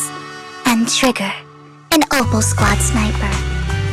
It's an honor to make your acquaintance. You know us? Looks like someone's done our homework. Is it because of the proxy? You two are practically celebrities. And because of my work, I've got loads of info when it comes to anyone with a name around New Eridu. I see. Seems you're handling your work well.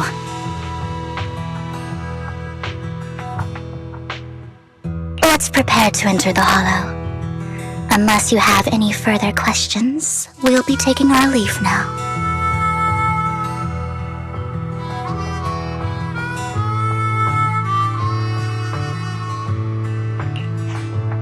You're going into a Hollow?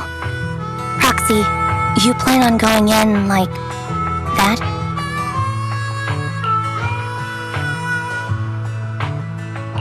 Yeah, that's right. I've recovered quite a bit lately, so I don't need any protective equipment in the hollows.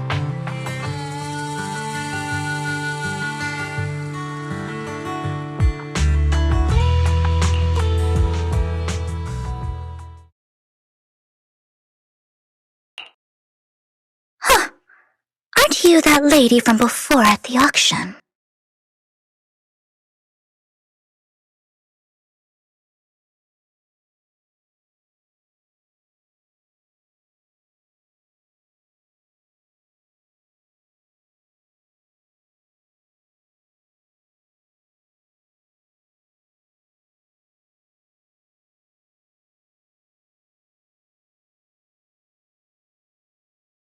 Hello.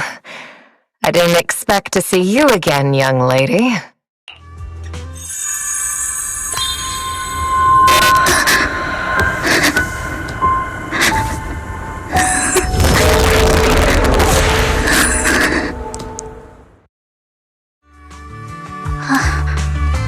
Vivian, are you alright? You look depressed. What's wrong, Vivian? Are you feeling alright? It's nothing. I just drifted off for a moment there. So then, what are you doing here? Don't worry. I'm not here to scam you. I'm waiting to meet someone. Don't tell me. You're my contact for intel? That's me. Ambi from Silver Squad, I presume? Pleasure to meet you. Alright. I'm going to exchange some information with Miss Ambi here. So if you'll excuse me.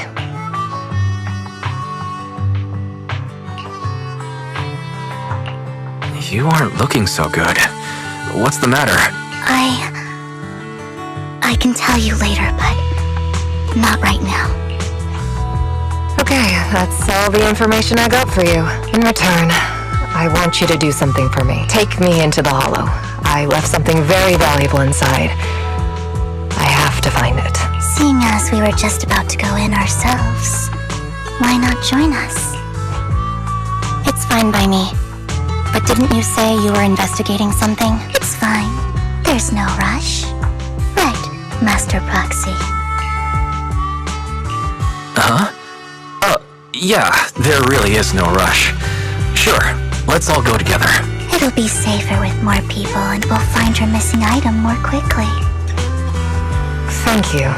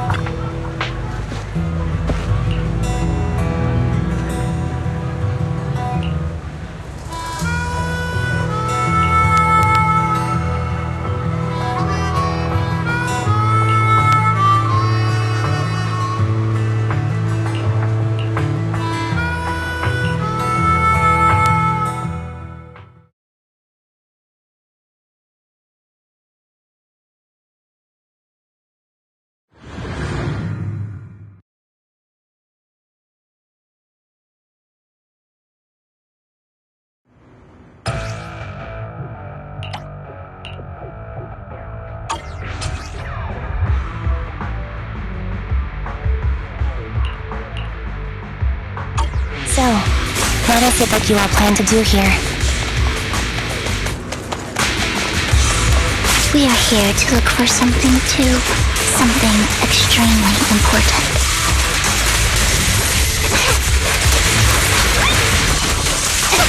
New Eridu's future may well depend on it.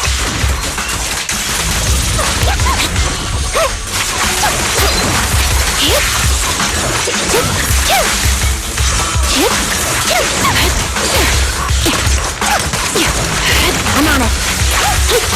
Dad, off balance. Focus up.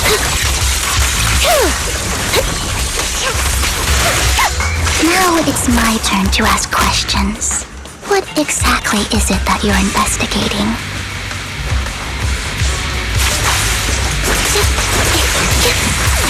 Since you're familiar with the name Silver, then you should know that it shouldn't exist anymore.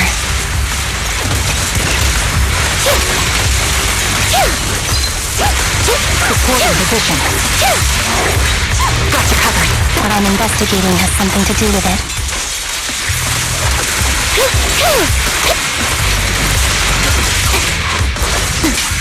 Loyalty.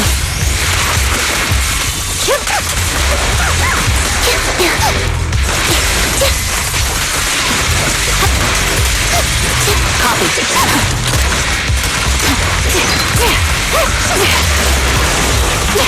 Flip the switch. Support ready. Foxy, let's use that fissure to head to the next location.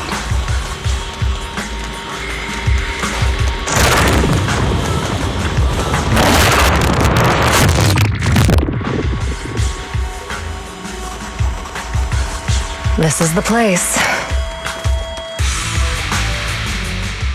So, what is it that you're looking for? A ring. I was excavating ether here before and accidentally lost it somewhere. Please, could you all help me find it? It has to be somewhere among all this stuff here. Sure, I'll start looking. I'll go with you. I'll stay here with her then. Thanks, but you don't have to worry about me. Go ahead and accompany the others. I'm sure it'll be faster that way. I know it might sound strange, but I'll be so happy if my daughter grows up to be capable like you.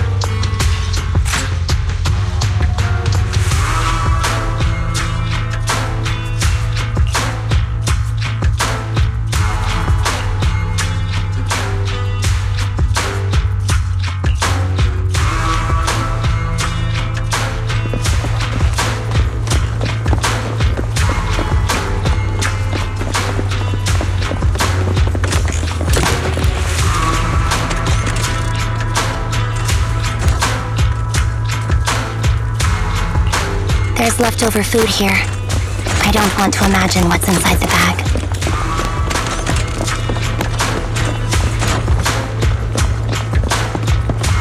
Neither do I.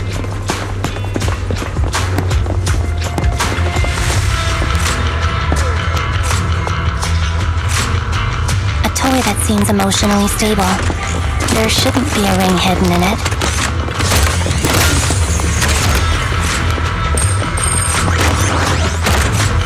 It's pretty cute.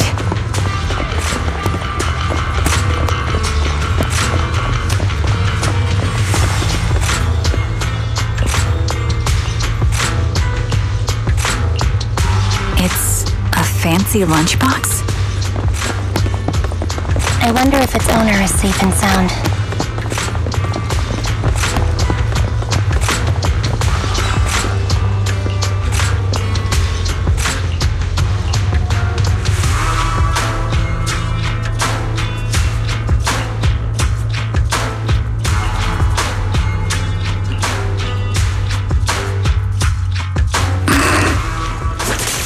What's wrong, Vivian?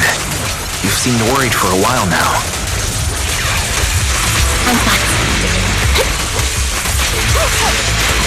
I'm worried about Sienna. Her location should still be safe.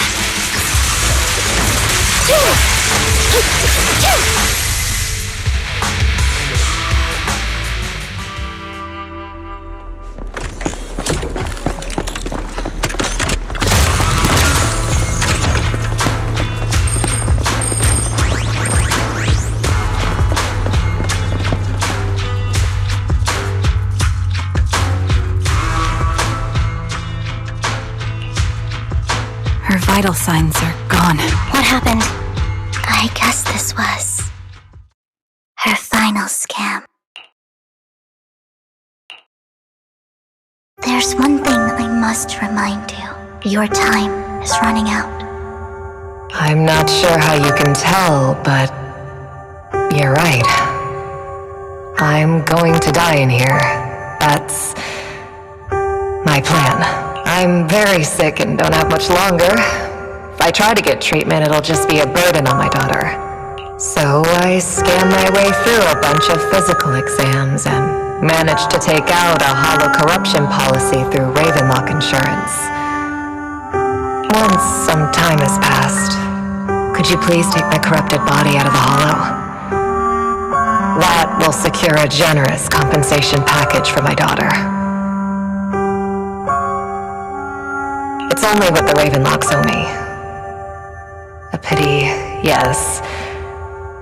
But it's the only way I can squeeze it out of them. What makes you think that will help you? I just trust you will. I'm just awfully sorry you had to get involved in this. But it's something I must do. I have to leave something behind for my girl. I have to give her a chance at life. If it's okay, could you also please pass a message to Mira for me? Tell her, don't worry. Even if Mommy's body is corrupted, withers away, and turns to dust, my love for you will always be there. Thank you. You're a good kid. She was betting that we'd help her. So, you were aware of this the whole time? Yes. Because I saw it.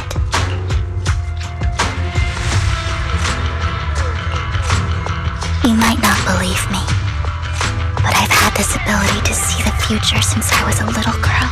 But the things I see are always something bad. Plagues, deaths, disasters. That's all I've ever been able to see. It's all that kid's fault! She's seriously jinxed. I always try to avoid her.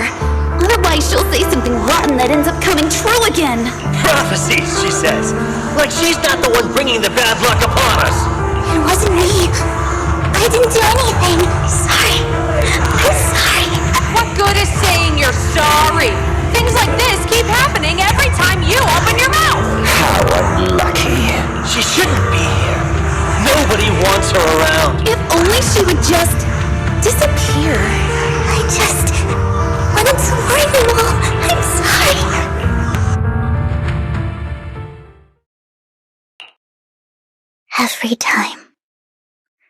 Every time it's the same. In the end, there's nothing I can change. Sometimes I even wonder whether it's me predicting these things, or if my very existence is manifesting these calamities. Vivian, it's not your fault. You were just trying to be kind and warn them about impending disasters. I can tell it's never been easy for you. Thank you. No matter what. I just hope she finally gets to rest in peace. misfortune. Whether I foresee it or not, ever happens to anyone.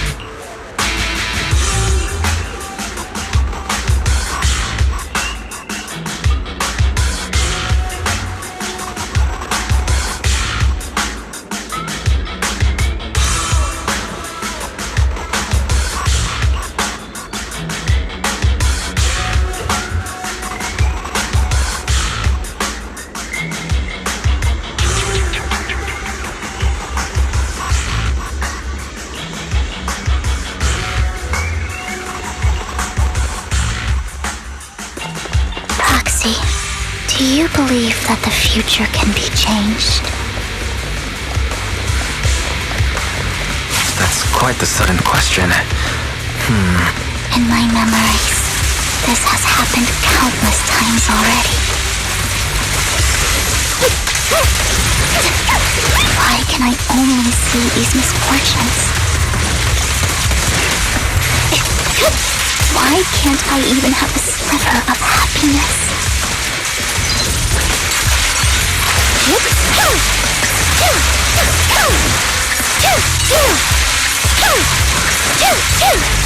Time to fill.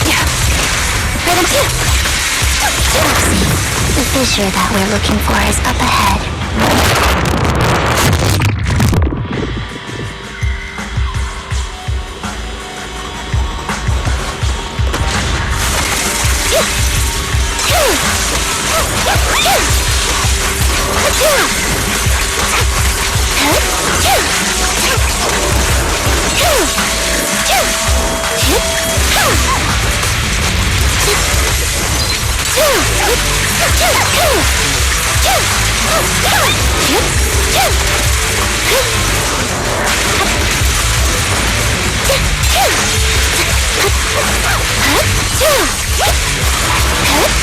Quick shot!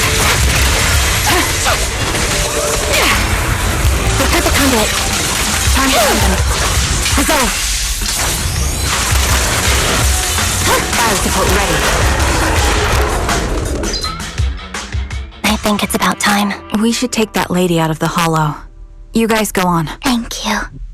She gave us the intel we needed, so this is the least we could do. I hope everything else goes well for you. Master Proxy, is there anything you'd like to know? You can just ask. Can you tell me a little more about your visions of misfortune?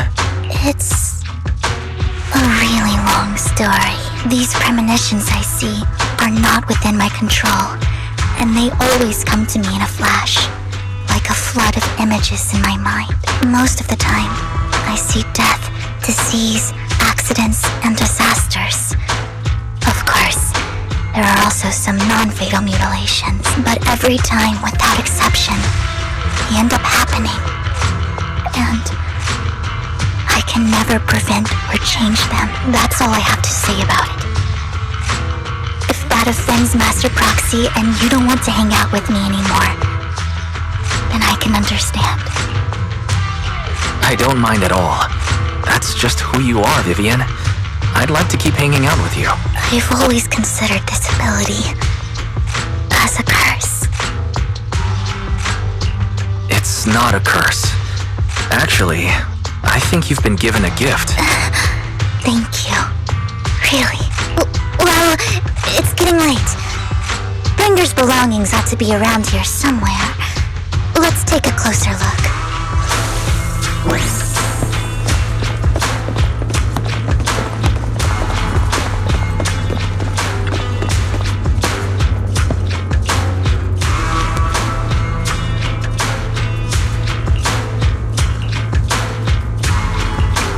Looks like it isn't in here.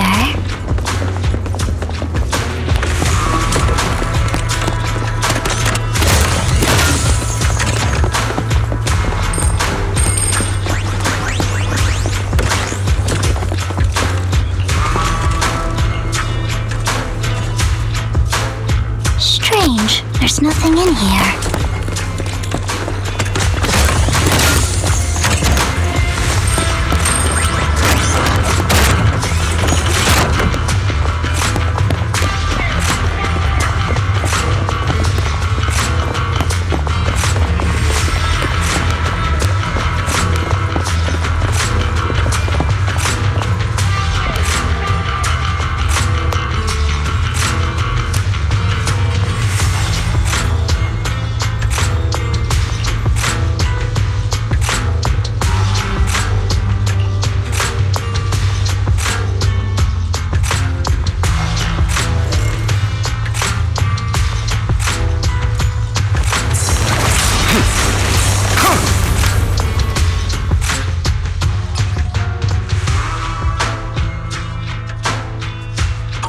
This is it. This notebook is what Bringer left behind, but I don't know what these markings on it mean.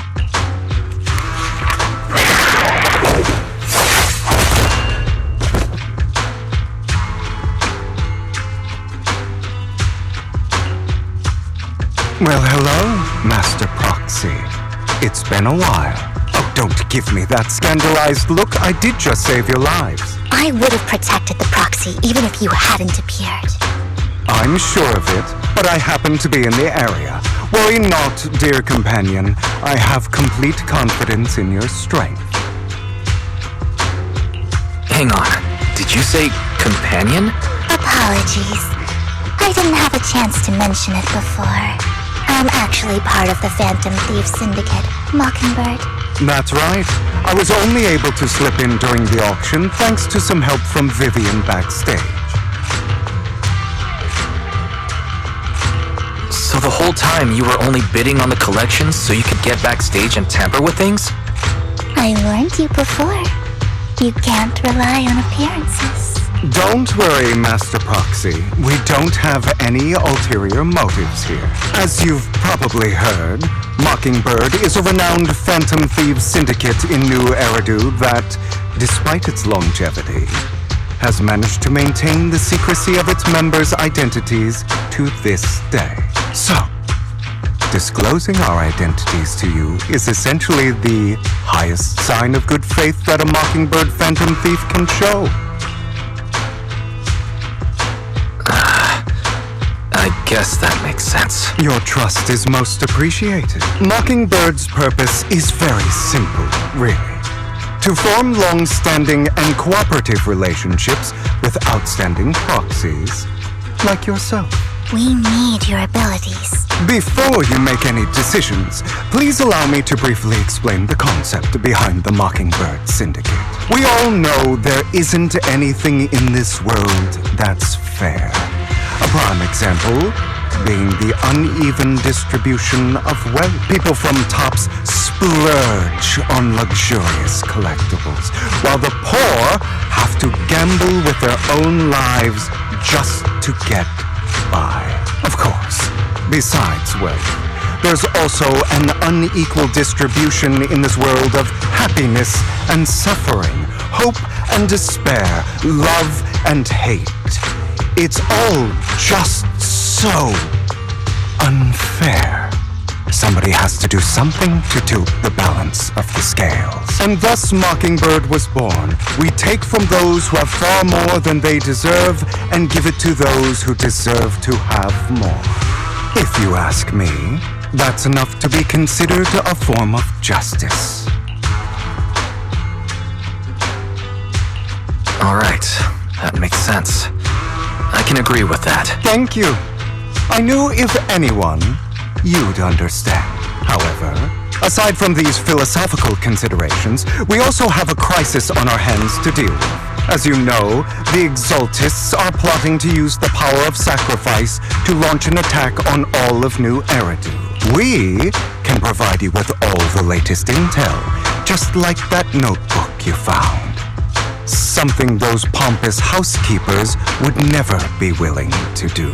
And the most crucial part of this whole game, the sacrifice core, is currently in my possession. I think that makes this a highly competitive deal. We share the same goal for the moment, stopping the impending disaster from playing out. I need some time to think about it. How about this?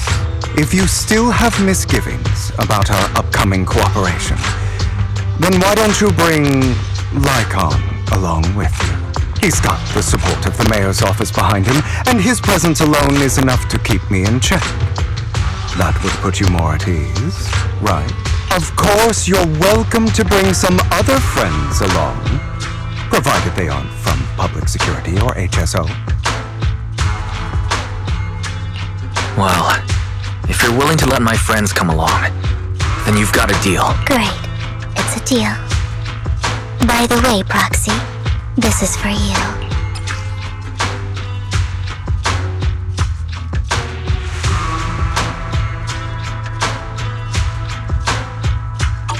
Consider it a souvenir commemorating our first time working together. For now, we'll carefully look through the contents of that notebook. I'll contact you if anything comes up.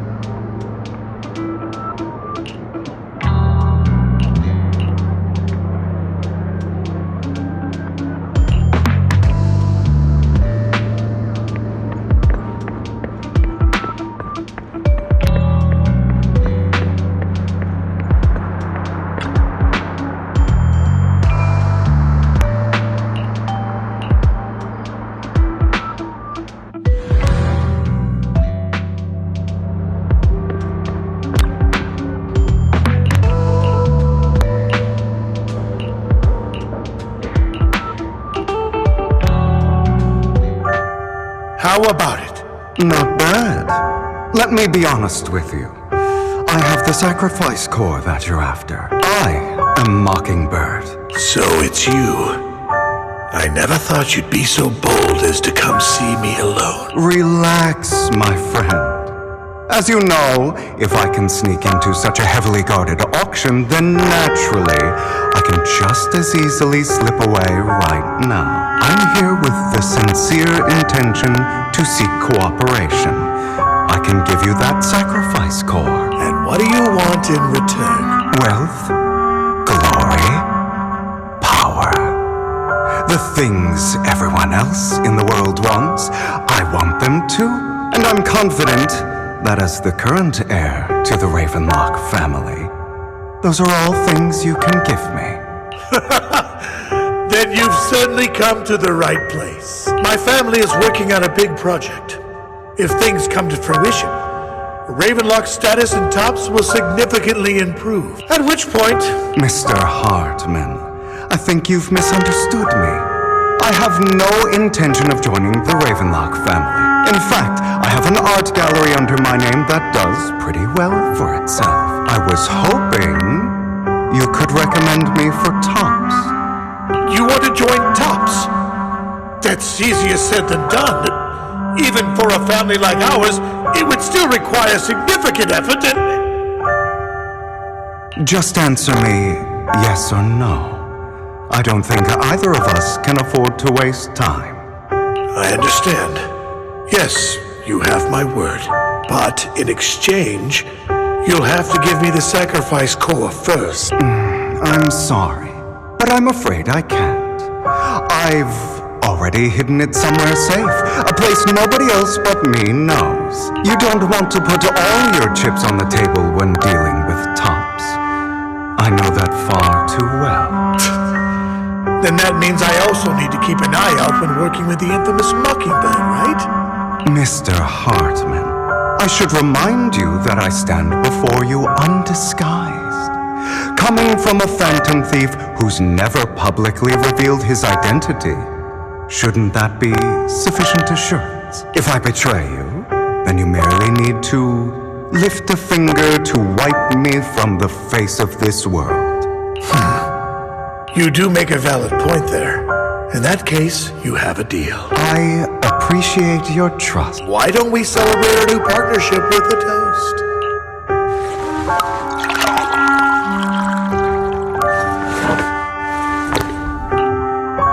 Having a drink before undertaking anything important is a family tradition. It's good luck. As an outsider, it's a real honor. By the way, you aren't the only member of your organization, are you? Shouldn't all your companions agree to this deal first? You don't have to worry about that. I'll make sure she agrees. Otherwise, I'll get rid of her too. Seems you'll do whatever it takes to get things done. Great things lie ahead for someone like you. All right, let's leave it at that for today. I'll contact you about what to do next. That's him! He's the one who killed Serena!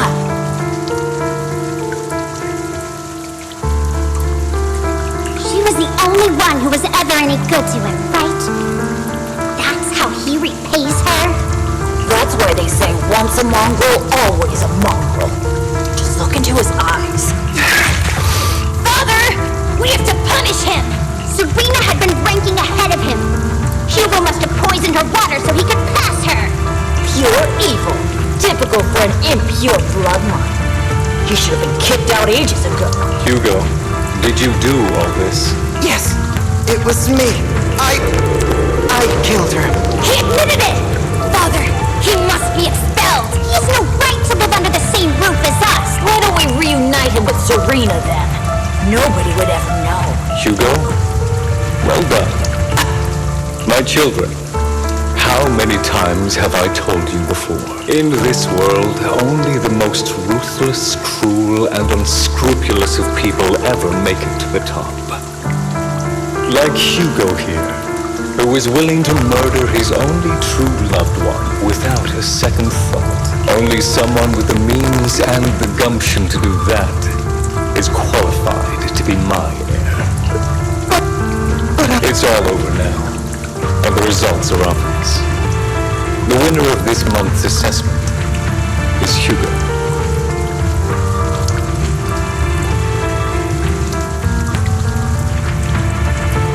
As for the rest of you, go to the usual place for the punishment you deserve. Father! For this, I was number one! As I've told you before, there's only room for one winner in this family. You're still a loser, even if it's by the smallest margin. And there's no reason for a loser to exist. This is all for your own good. Do you understand? Go on now. Receive your punishment for the sake of the family. Yes, I understand! I'm sorry!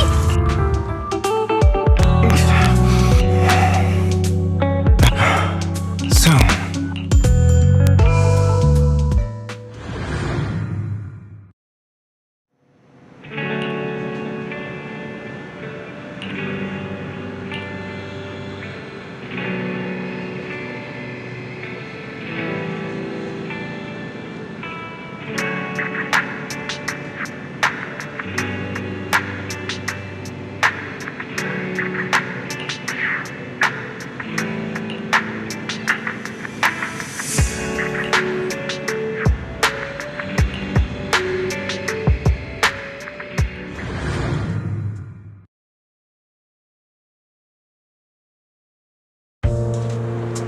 Thank you for escorting me here, Proxy. Today was quite eventful. You're a child that only brings misfortune. People have been saying that about me for a long time.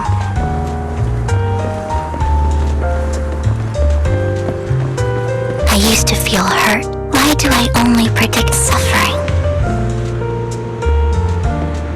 If I could predict happy things, joyful things, would people like me a little more?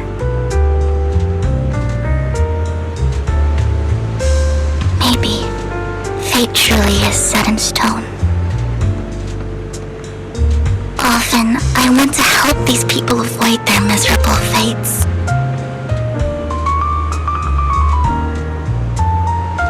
For a time, I even thought that I was successful, that I could change people's destiny.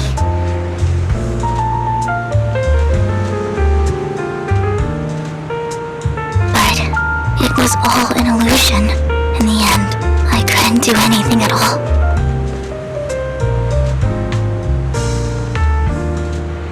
So, I was really happy when you said that my abilities weren't a curse, but a gift.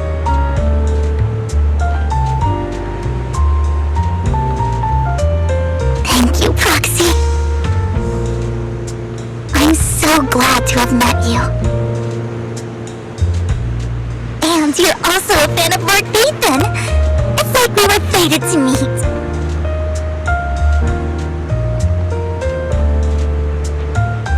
I don't know why, but I feel completely at ease when I'm by your side. I feel like I'm free from judgment, from blame.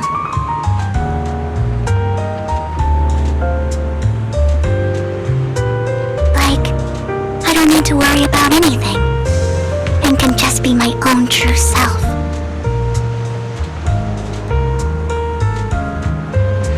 Perhaps people really do possess an aura, and ours just so happen to be extremely compatible.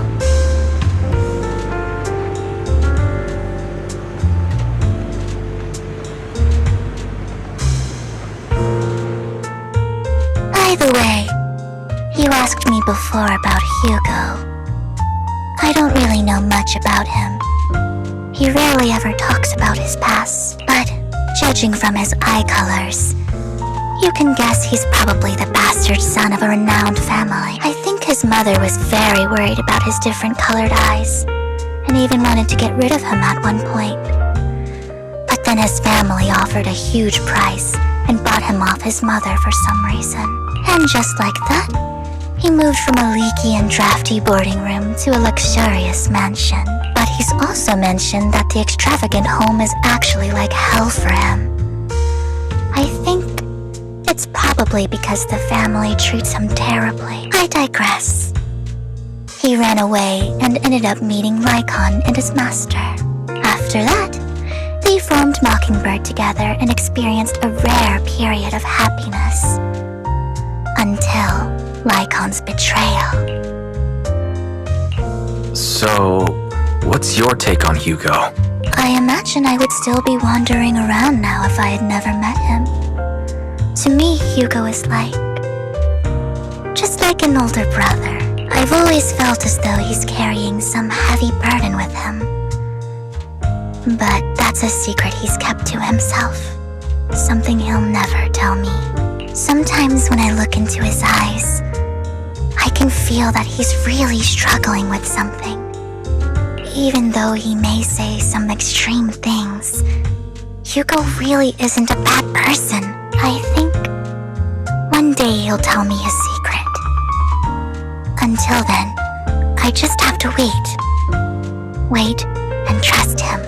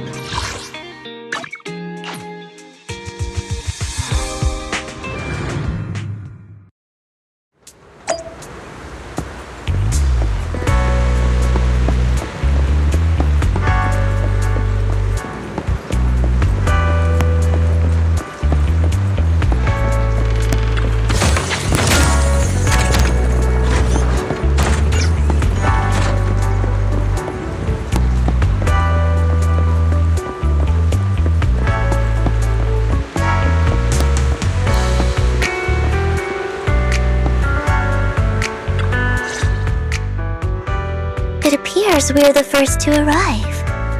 I thought we were running late. This might sound weird, but it's nice to think about getting to work with you from now on. I don't really know why that makes me feel so happy. Oh, it's because we're fellow fans! Anyone who likes Lord Phaethon can't be a bad guy. You're right. Of course, Lord Phaethon is the greatest there will ever be, but you're definitely the best proxy I've ever met in person. Hugo told me before that you're really skilled, and he said we'd get along great. I never expected he'd be so right. Oh, by the way, would you like to come by my place if you have time later? I have a huge collection of Lord Phaethon merch. Phaethon, Lord Phaethon doesn't have any merch out there, right? I mean, we don't even know what he looks like, for starters. It's all my own original merch, like screenshots of old internet comments. I print them out and turn them into postcards, plus the avatars Lord Phaethon's used, the music playlists they recommend. I've organized it all. I'd love to show it all to you if we get the chance. Well, I appreciate the thought.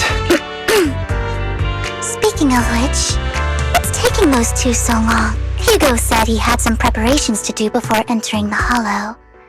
I wonder how that's coming along.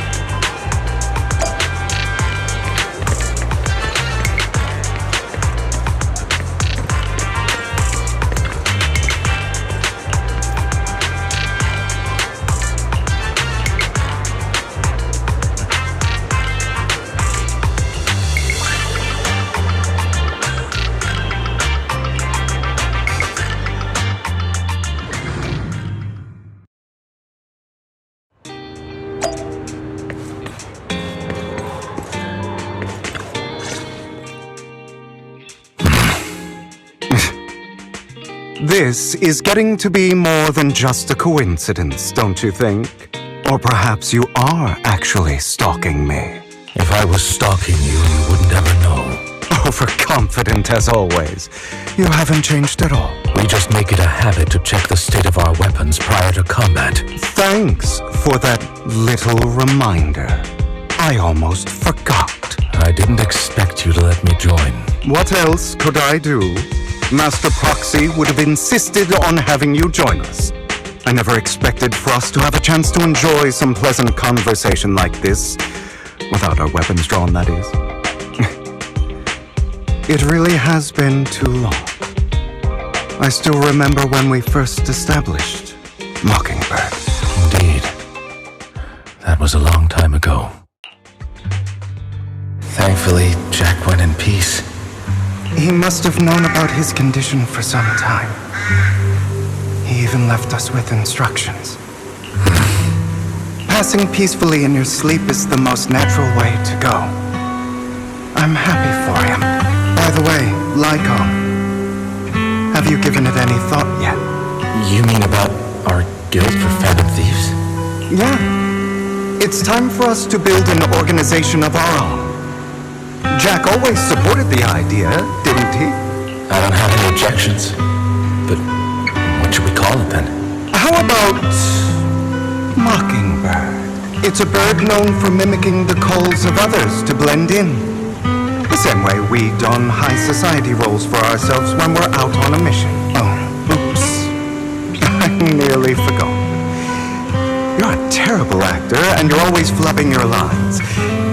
I guess we can rule out that name then. No, call it Mockingbird. We're always just putting on an act, aren't we? I won't slip up on our next mission. Besides, we still ran missions together even when we didn't have a name. Having one now won't really make a difference. No. It does make a difference, Lycon. And I don't just want a name. I want Mockingbird to become a symbol.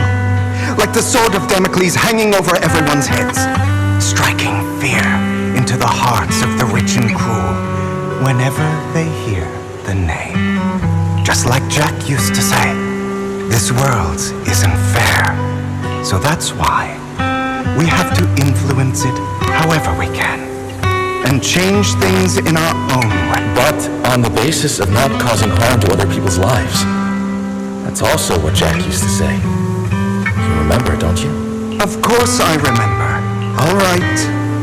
I promise. That sounded pretty forced. Don't forget, things don't end well for people who break their oaths. I'm good for my word. You must trust your fellow companions. That's also something Jack would say. Well then, today's the day that Mockingbird will officially start flying.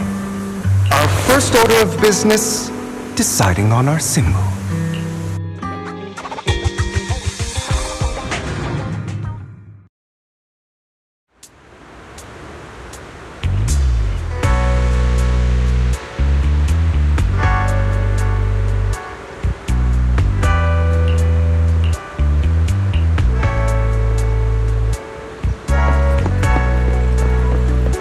Looks like we're all here.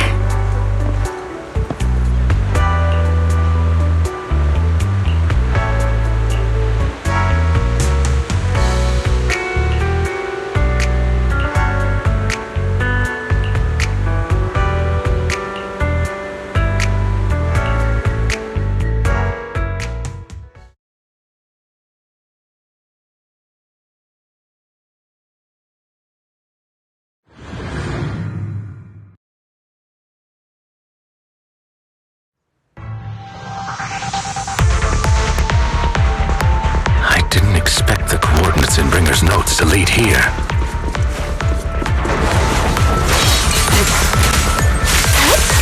In position. Oh, are you familiar with this place? More familiar than you, it seems. Proxy, if they're being too noisy, can I take action?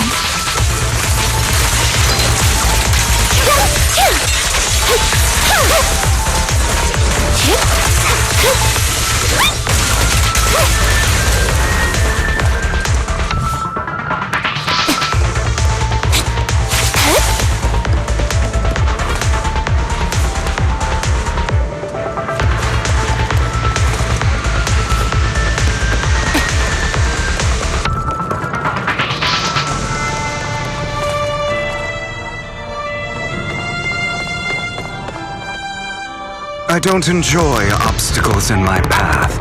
Can we not bust the... The generator room should be nearby.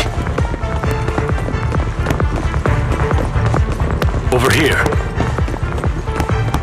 Wow, you really know... Master Proxy, I hate to be the bearer of bad news, but there's something wrong with the circuit. Don't tell me. Victoria Housekeeping's high and mighty attendants can't even fix a simple circuit. I can fix it, but I'll need a circuit diagram before I can do anything. I've seen diagrams for this type of circuit before. It's a pity that we're unable to connect to the outside world from inside the hollow. Just leave that problem to me. Wise, I just sent an image of a circuit diagram to you. Have a look. Thank you very much, Master Proxy. Now then, let's start repairing this circuit.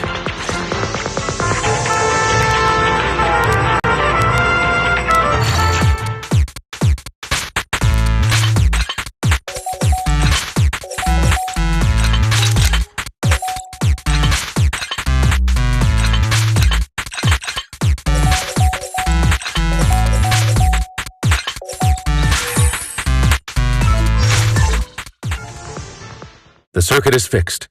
We should now be able to open that door. Wait up. Wait a second. Something just doesn't add up. It's all coming together now. Communicating with the outside world from within a hollow. And getting that circuit diagram. In theory, there's only one person who could ever do that. Could it be... You're Lord Phaethon? Impossible. There's no way. But then again, only Phaethon could have done that. I mean, you're an incredible proxy, sure. And you're a good person. But could you really be Lord Phaethon?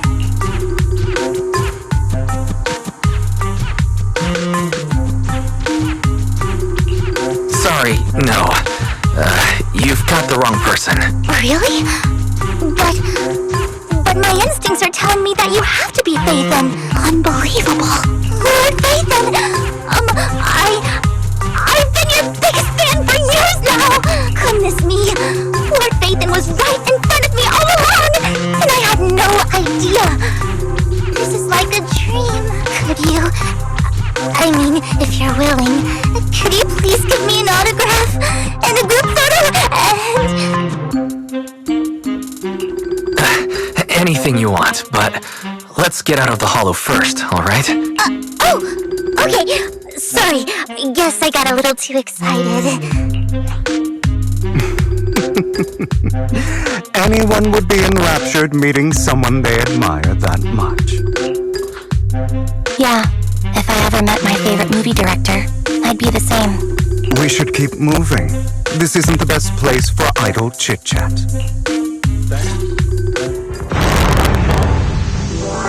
The door's finally open.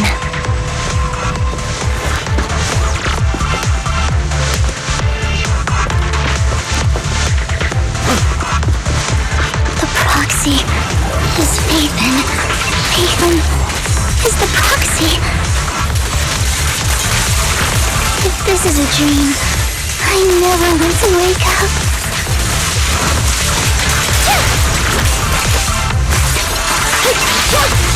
Say no more. Let him out.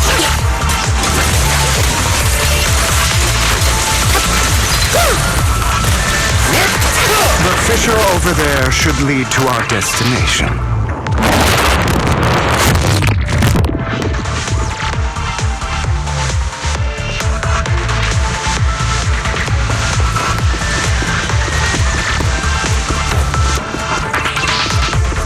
Lycon, your fighting style wasn't so reserved in the past. I've matured. You call this mature? You're just being pretentious.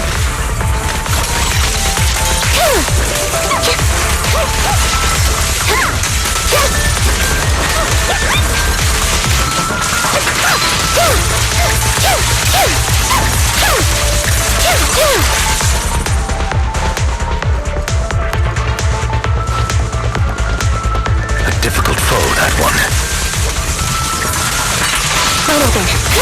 Let us leave this place at once. Ensuring Master Proxy's safety is our highest priority. Thank you.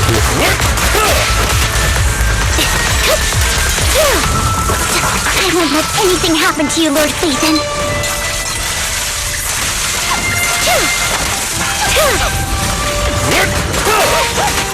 Fight him off. Resolve.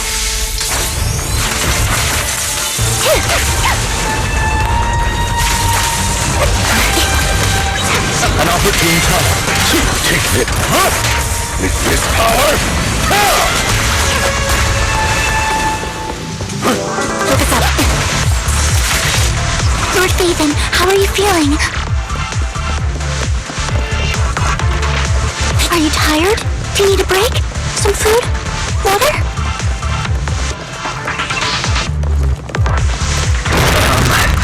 Thank you for your concern. I'm fine. Master, a complex mechanism has been detected ahead. To pass through, you need to activate all 3 smaller mechanisms. Suggestion: split up and handle them simultaneously to save time. So, we have to head to 3 different places to crack this thing. Huh? We're splitting into 3 groups? In that case, I'll protect you, Master Proxy! I can take care of one myself. That leaves the last one to me, then. You should go with Hugo. What's that supposed to mean? We get along just fine, don't we, Miss Cunninghair? I don't know what's going on with you two, but you've been bickering the whole time. It's annoying. This is a good chance for you guys to build some rapport. Andy's got a point. Hugo, just go with Lycon. You just want to be alone with your Lord Phaethon, don't you, Vivian? Huh? That's not it! Alright, sounds like a plan. It's all decided then. If Master Proxy says so, then sure. But, Lycon, you better not slow me down. I really want to recommend you two some movies for a crash course on teamwork.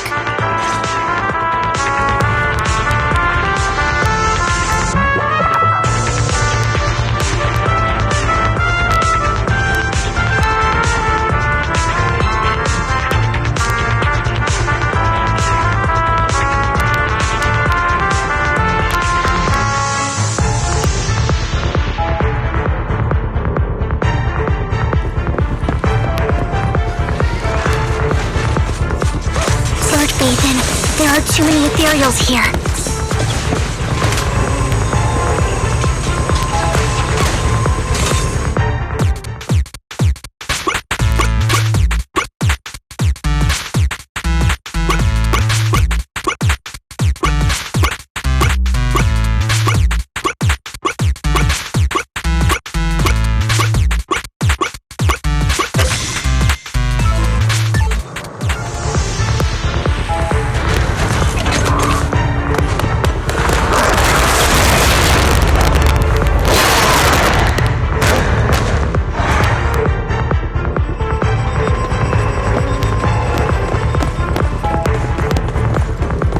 Lord Phaethon, seems like we both need to press down on these mechanisms at the same time.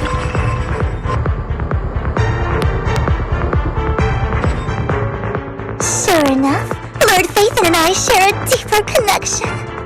Sorry, I hope I'm not being too forward. Goodness me, somehow I'm fighting alongside Lord Phaethon.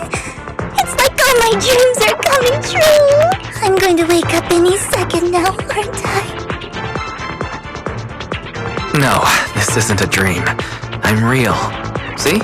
You can even hold my hand. Not only is Lord Phaethon incredible, but super kind. That's it. I pledge to be a die-hard Lord Phaethon fan until my very last breath. I'm happy to hear that. Don't get me wrong, but Why do you like Phaethon so much, Vivian? Lord Phaethon is my light, the one who saved me in my darkest, most desperate times. Like a deity who rescued me. You probably don't remember, but you really did save me that day. Well, it's so embarrassing to say all this in front of you. Sorry. I hope I'm not bothering you too much. No, you're not a bother at all. Thank you for your loyal support. I should be the one thanking you. Just being able to see Lord Phaethon makes me the luckiest person in the whole world. Sorry to keep babbling like this. I wonder how the others are doing. I'm sure Anby will be able to manage. She's great at this kind of stuff, but as for Hugo and Lycon, let's just hope they don't get into a fight with each other. There are too many ethereals here. Though, it's not a huge problem.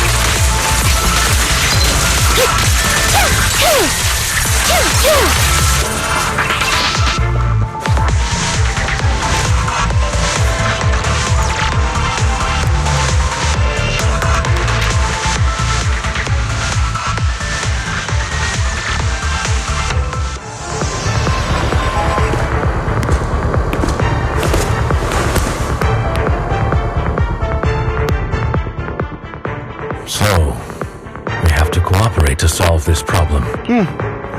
That's a real shame. I have no intention of arguing with you right now. Master Proxy and Miss Vivian are elsewhere, and we must rendezvous with them post-haste. What a coincidence. That's exactly what I was thinking. Just this once, we should trust each other. For the Proxy. I have no objection. Very well. Then you'd better keep your word. I know you've never fully trusted me, Lycon, even before it all fell apart.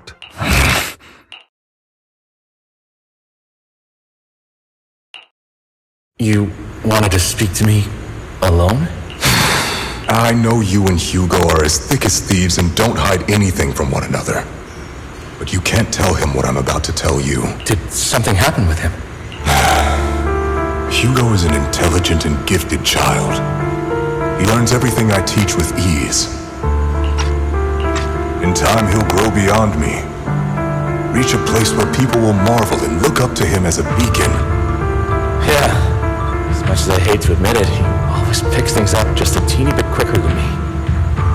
But none of that matters, because I can overpower him easy. I don't think being gifted is a good thing for him. What do you mean? He bears a dark and painful past.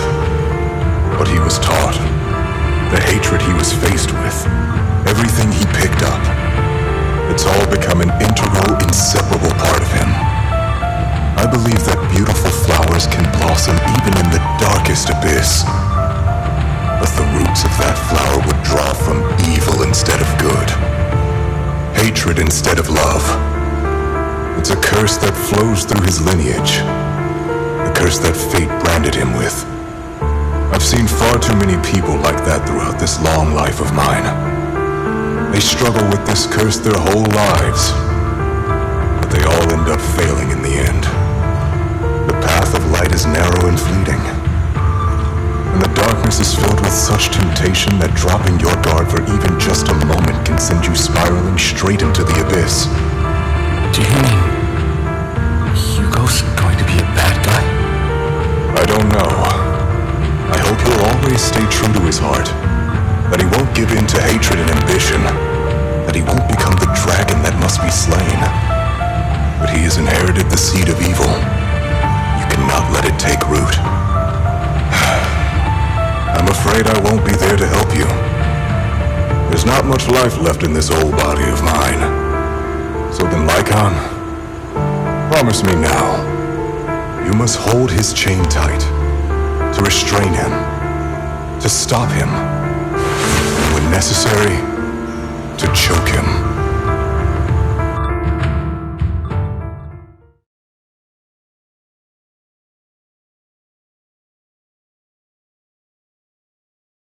You've become slow. Or maybe you've been on guard against me this whole time, and that's what's slowing you down. Looks like I was right. Lycon, I hope you're aware that the one who betrayed Mockingbird and went to work for the Mayflowers was you, not me. I would never betray my companion. I don't wish to repeat myself, but you should not break our oath. That's the path I've chosen, and I'm going to stick to it. But you know that path will lead you the wrong way. Who are you to lecture me about right and wrong? I believe any path that makes you feel pain must be the wrong one. Your disgusting sympathies make me sick, Lycon. There's only ever been one person who can kill me or save me, and that is me.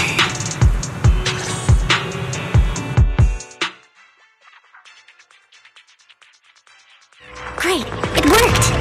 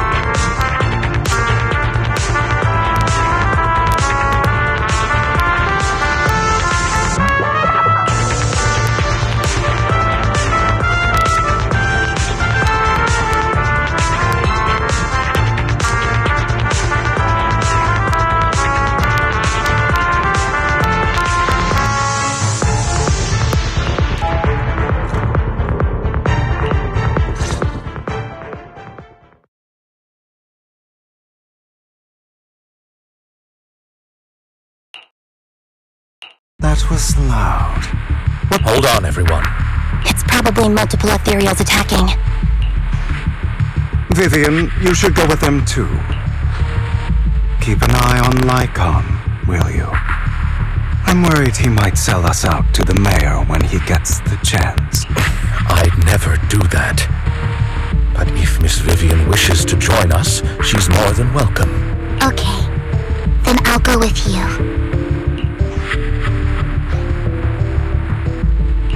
Why do you look so nervous? I've spent so much time by your side already. I need to get away from Lord Phaethon for a little bit, or I might die from this overwhelming happiness. If that's the case, Miss Vivian, feel free to come along with me. Okay. All right.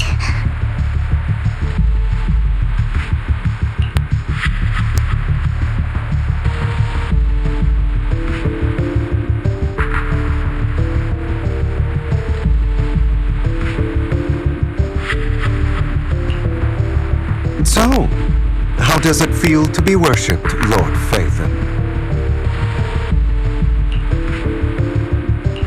You had that figured out a while ago, didn't you? Sharp as always. But of course, I couldn't spoil it for her. She has to figure it out on her own. That's what makes it special. Not only that, you asked Lycon and Vivian to leave for some reason. Is there something you'd like to say to me? I can't. I've always treated Vivian like my own little sister. Maybe it's just a coincidence, but she looks a lot like Serena. I think I mentioned it before. Serena was my half-sister.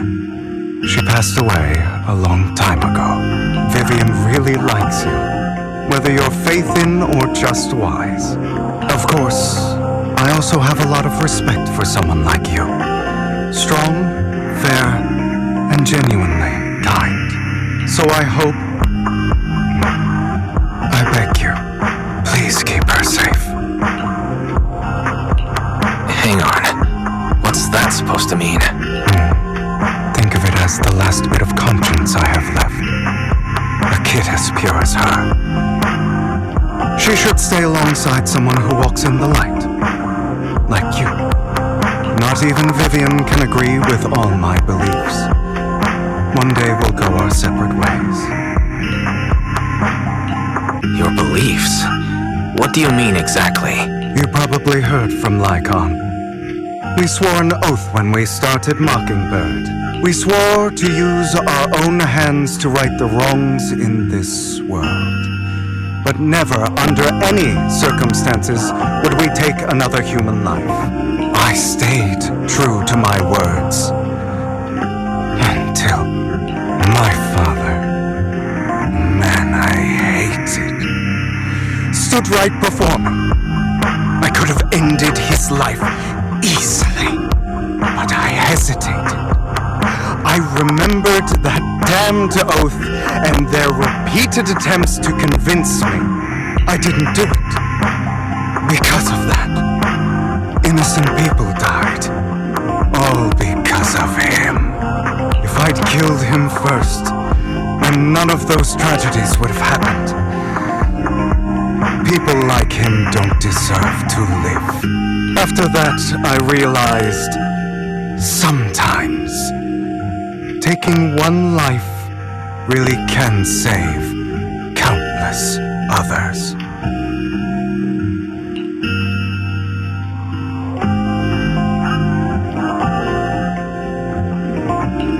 I understand where you're coming from. I knew you'd understand. Vivian has a good heart. I don't want her to get her hands dirty, but you know how it is. In this world, someone has to be the bad guy. So, I want to apologize to you. Why apologize all of a sudden? You're incredibly strong, kind, capable, and really lucky. The world needs more people like you. Remember that revenge movie I told you about? Children of Devils. I still haven't found it, but I came across another videotape with the same name. Turns out, in that story, the children of devils are actually the children of gods.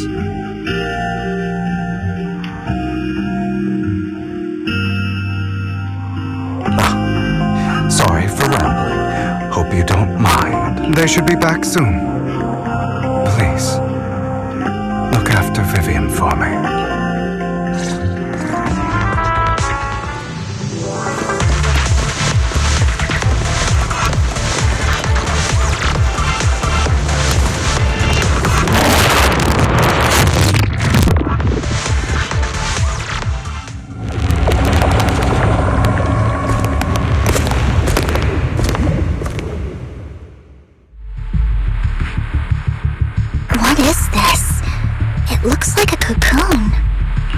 Everyone.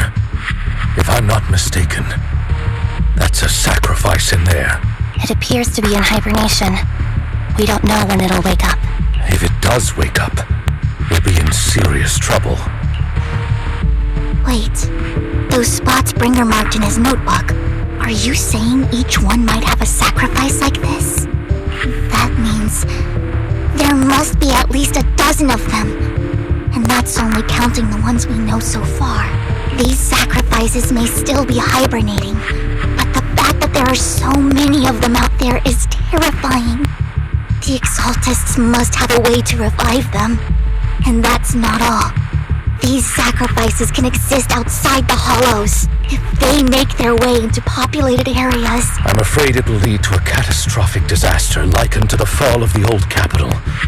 That That's almost certainly what they meant by vengeance against all New Eridu.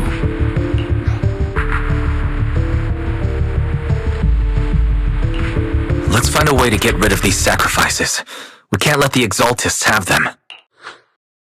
Thank you for helping me find this sacrifice. But sorry, kids. You won't be the ones to keep it.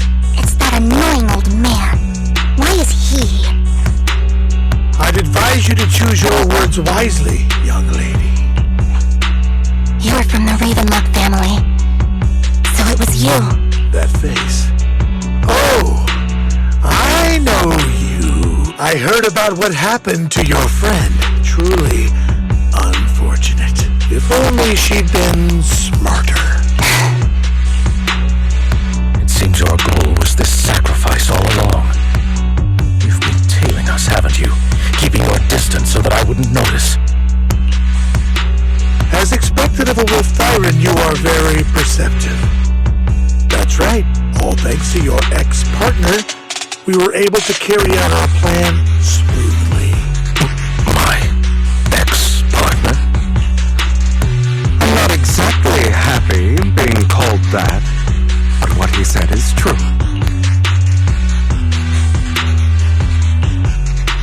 Wait, Hugo, what do you mean? I made a deal with Mr. Hartman in advance, so would you kindly step aside and let us have this sacrifice? Of course, you can choose to refuse, but if you do, then I'll have to take coercive measures. What did you offer him? Everything we know about the sacrifices plus the core itself. What? Why? It's simple. I want to climb higher. Mr. Hartman offered me a chance to join Tops. Who could say no to that?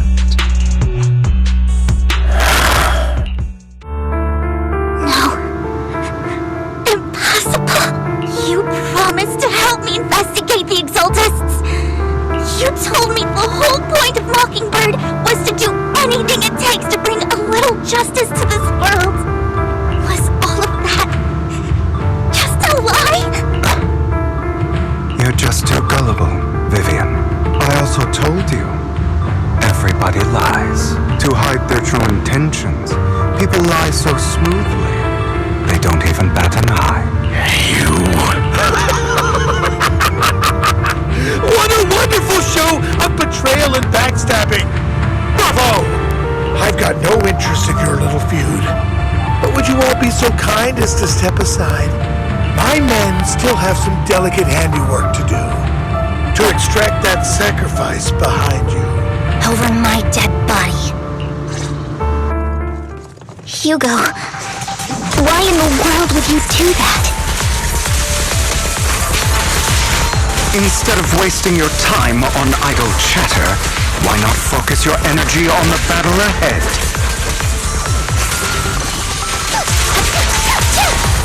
Stay calm now. Your plans will never succeed. It's useless. Don't you get it? You're not just going against the people in front of you. You're not going against me.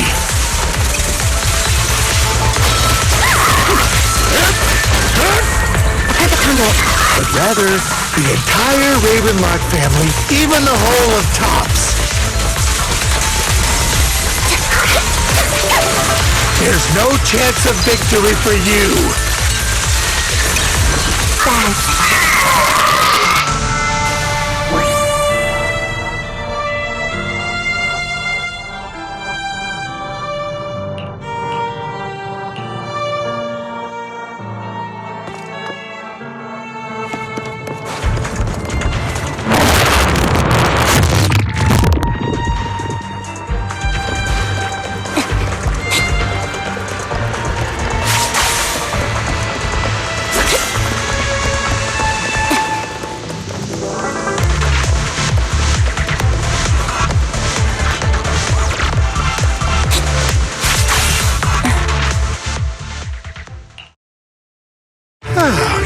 guys are such a pain.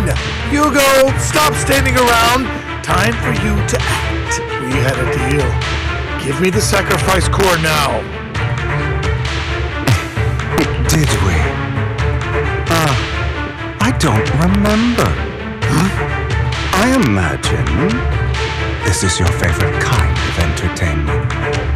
Watching allies betray each other, suspicion festering until it all turns to bitter hatred.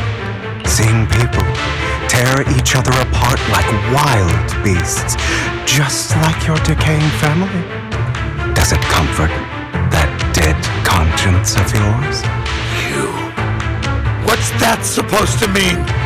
I am loving the look on your face right now.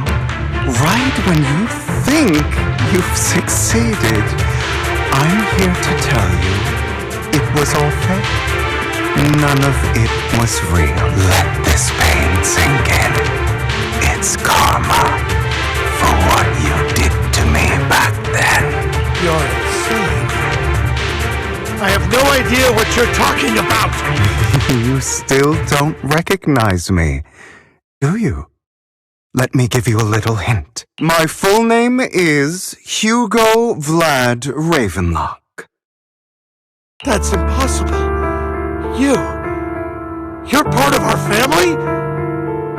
I may be an illegitimate child, but I have the same blood flowing in my veins as you. I know you. You're that bastard of his. Damn it. I could have sworn you were already. My dear uncle, you were never worthy of your position. You have no claim to the Ravenlock lineage. You may have killed all of my father's other children, but sorry to disappoint. I'm still alive. I am the true heir to the Ravenlock family. You're a bastard. You have no right to inherit the family. That's not for you to decide. Master Edmund is very supportive of my claim. Edmund? That's impossible. You weaseled your way into Top's inner circle? Master Edmund doesn't care who achieves his goal. In other words, he'd happily let me take over the Ravenlock family, as long as I'm more competent than you. This can't be! You don't know the family's real secret! I know a lot more than you think, including everything that you've done. Just give up. You never even stood a chance. Damn it. This was all fake, right? You were just putting on an act to fool this old man, right? I actually fell for it. Don't do that again. At least give us a heads up next time. Vivian, everything I did was to rightfully inherit the Ravenlock family. That part is true. Now, I'm going to kill this man who stole what was never his. I'll make sure he can never be a threat again. You can't kill him.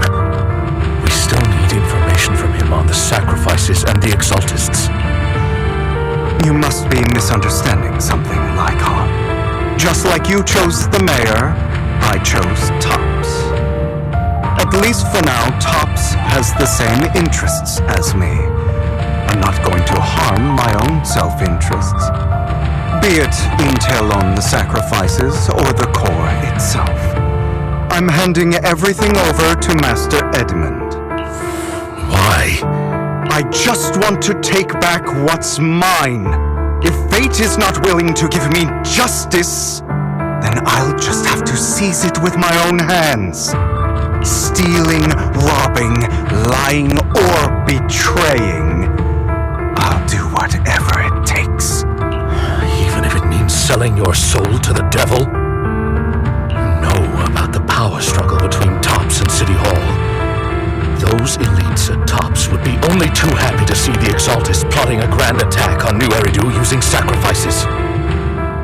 That would severely harm the Mayflower's reputation and approval rating in New Eridu. And that's exactly what Tops wants to see. If that happens, countless people will die! I'm sorry it has to be this way, but I have to do this. I'm going to get everything Master Edmund wants. Inherit the Ravenlock name, climb to the top, and then I'll be able to change everything for good. For a permanent and absolute victory, we must endure the pain of cutting away rotten flesh, and persevere through the darkest hour before dawn. Someone has to do it. I don't agree. Sounds like some twisted logic to me. This is the path I've chosen. Without power, resources, or strength, we can't do anything. Mockingbird is the perfect example. All the talk about using our power to tip the scales of justice and hover over them like the sword of Damocles. It's just a delusion. In their eyes, we're nothing but annoying gnats. Mockingbird has never really changed anything, or saved anyone. Never in the past, not now, and never will in the future. None of it matters.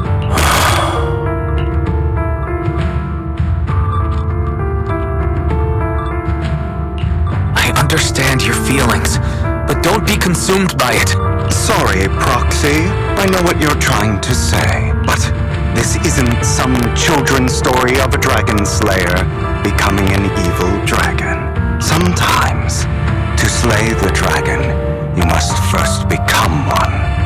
With sharp claws, rending fangs, and strength enough to destroy anything. So I will bloody my hands. I will carry the weight of my sins. I will become the Abyss.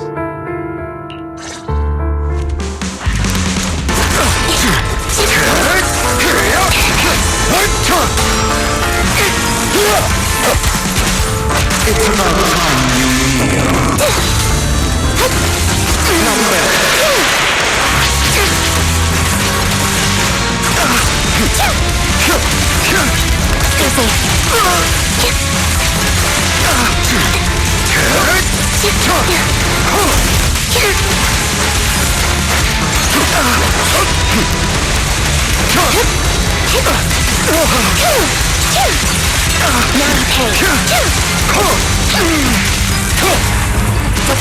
Everything you just said, is that what you truly believe? I don't want it to end like this. There must be another way. There isn't, Vivian. This is the final lesson I'll impart to you.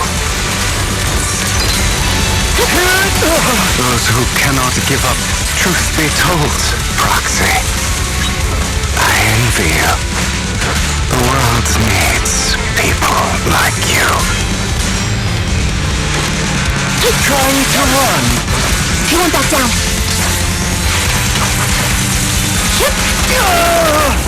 Stand still.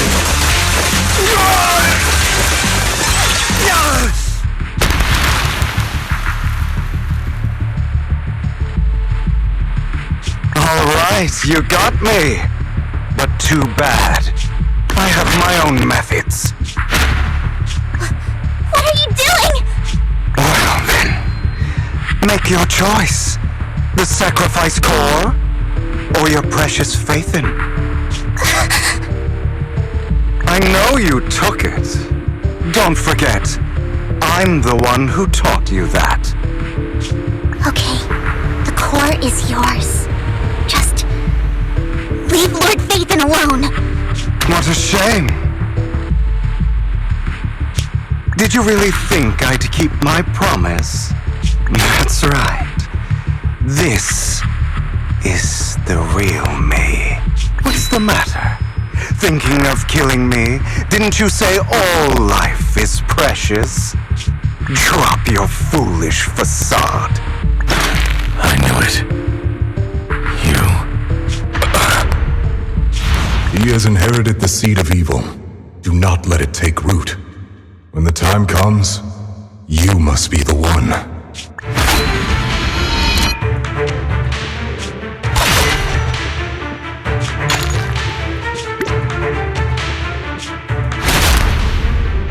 Go on, kill me. If you've got the guts, do it, traitor.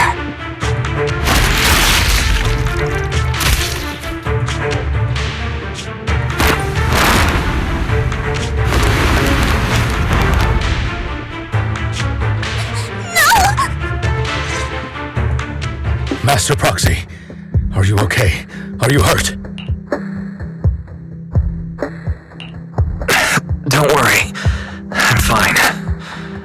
I just didn't expect things to turn out like this. Lord Nathan, I'm sorry. I had no idea Hugo would do that to you. I'm so sorry. Judging from how we've interacted before, Hugo didn't seem like the reckless type. I feel like there's more to this than meets the eye.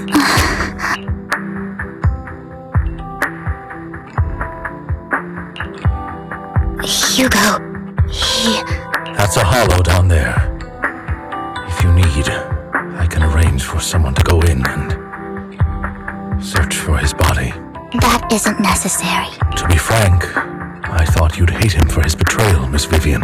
I do hate that he's keeping things from me, but all these years, Hugo's been like family to me. I believe he's still with us. I feel the same. It's possible he's still alive. I'm terribly sorry, but I must tell you, it is impossible for Hugo to be alive. My hand went through his heart. Sorry to interrupt, everyone. But just so you know, Hartman's gone. Probably slipped away during all the chaos. I'm sorry, I was so focused on Master Proxy's safety. I wasn't paying attention to him. Same, but it doesn't matter. We all know what he did. And he will pay for what he did today. Yes. I'll be reporting all of this to the mayor. He's not getting away with this. Well then, now that it's all over, let's head back.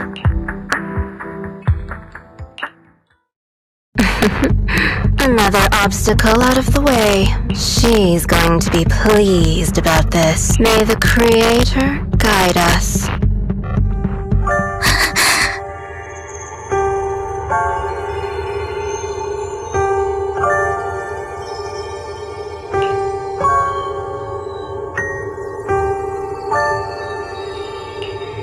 Fear, suffering, despair, and destruction.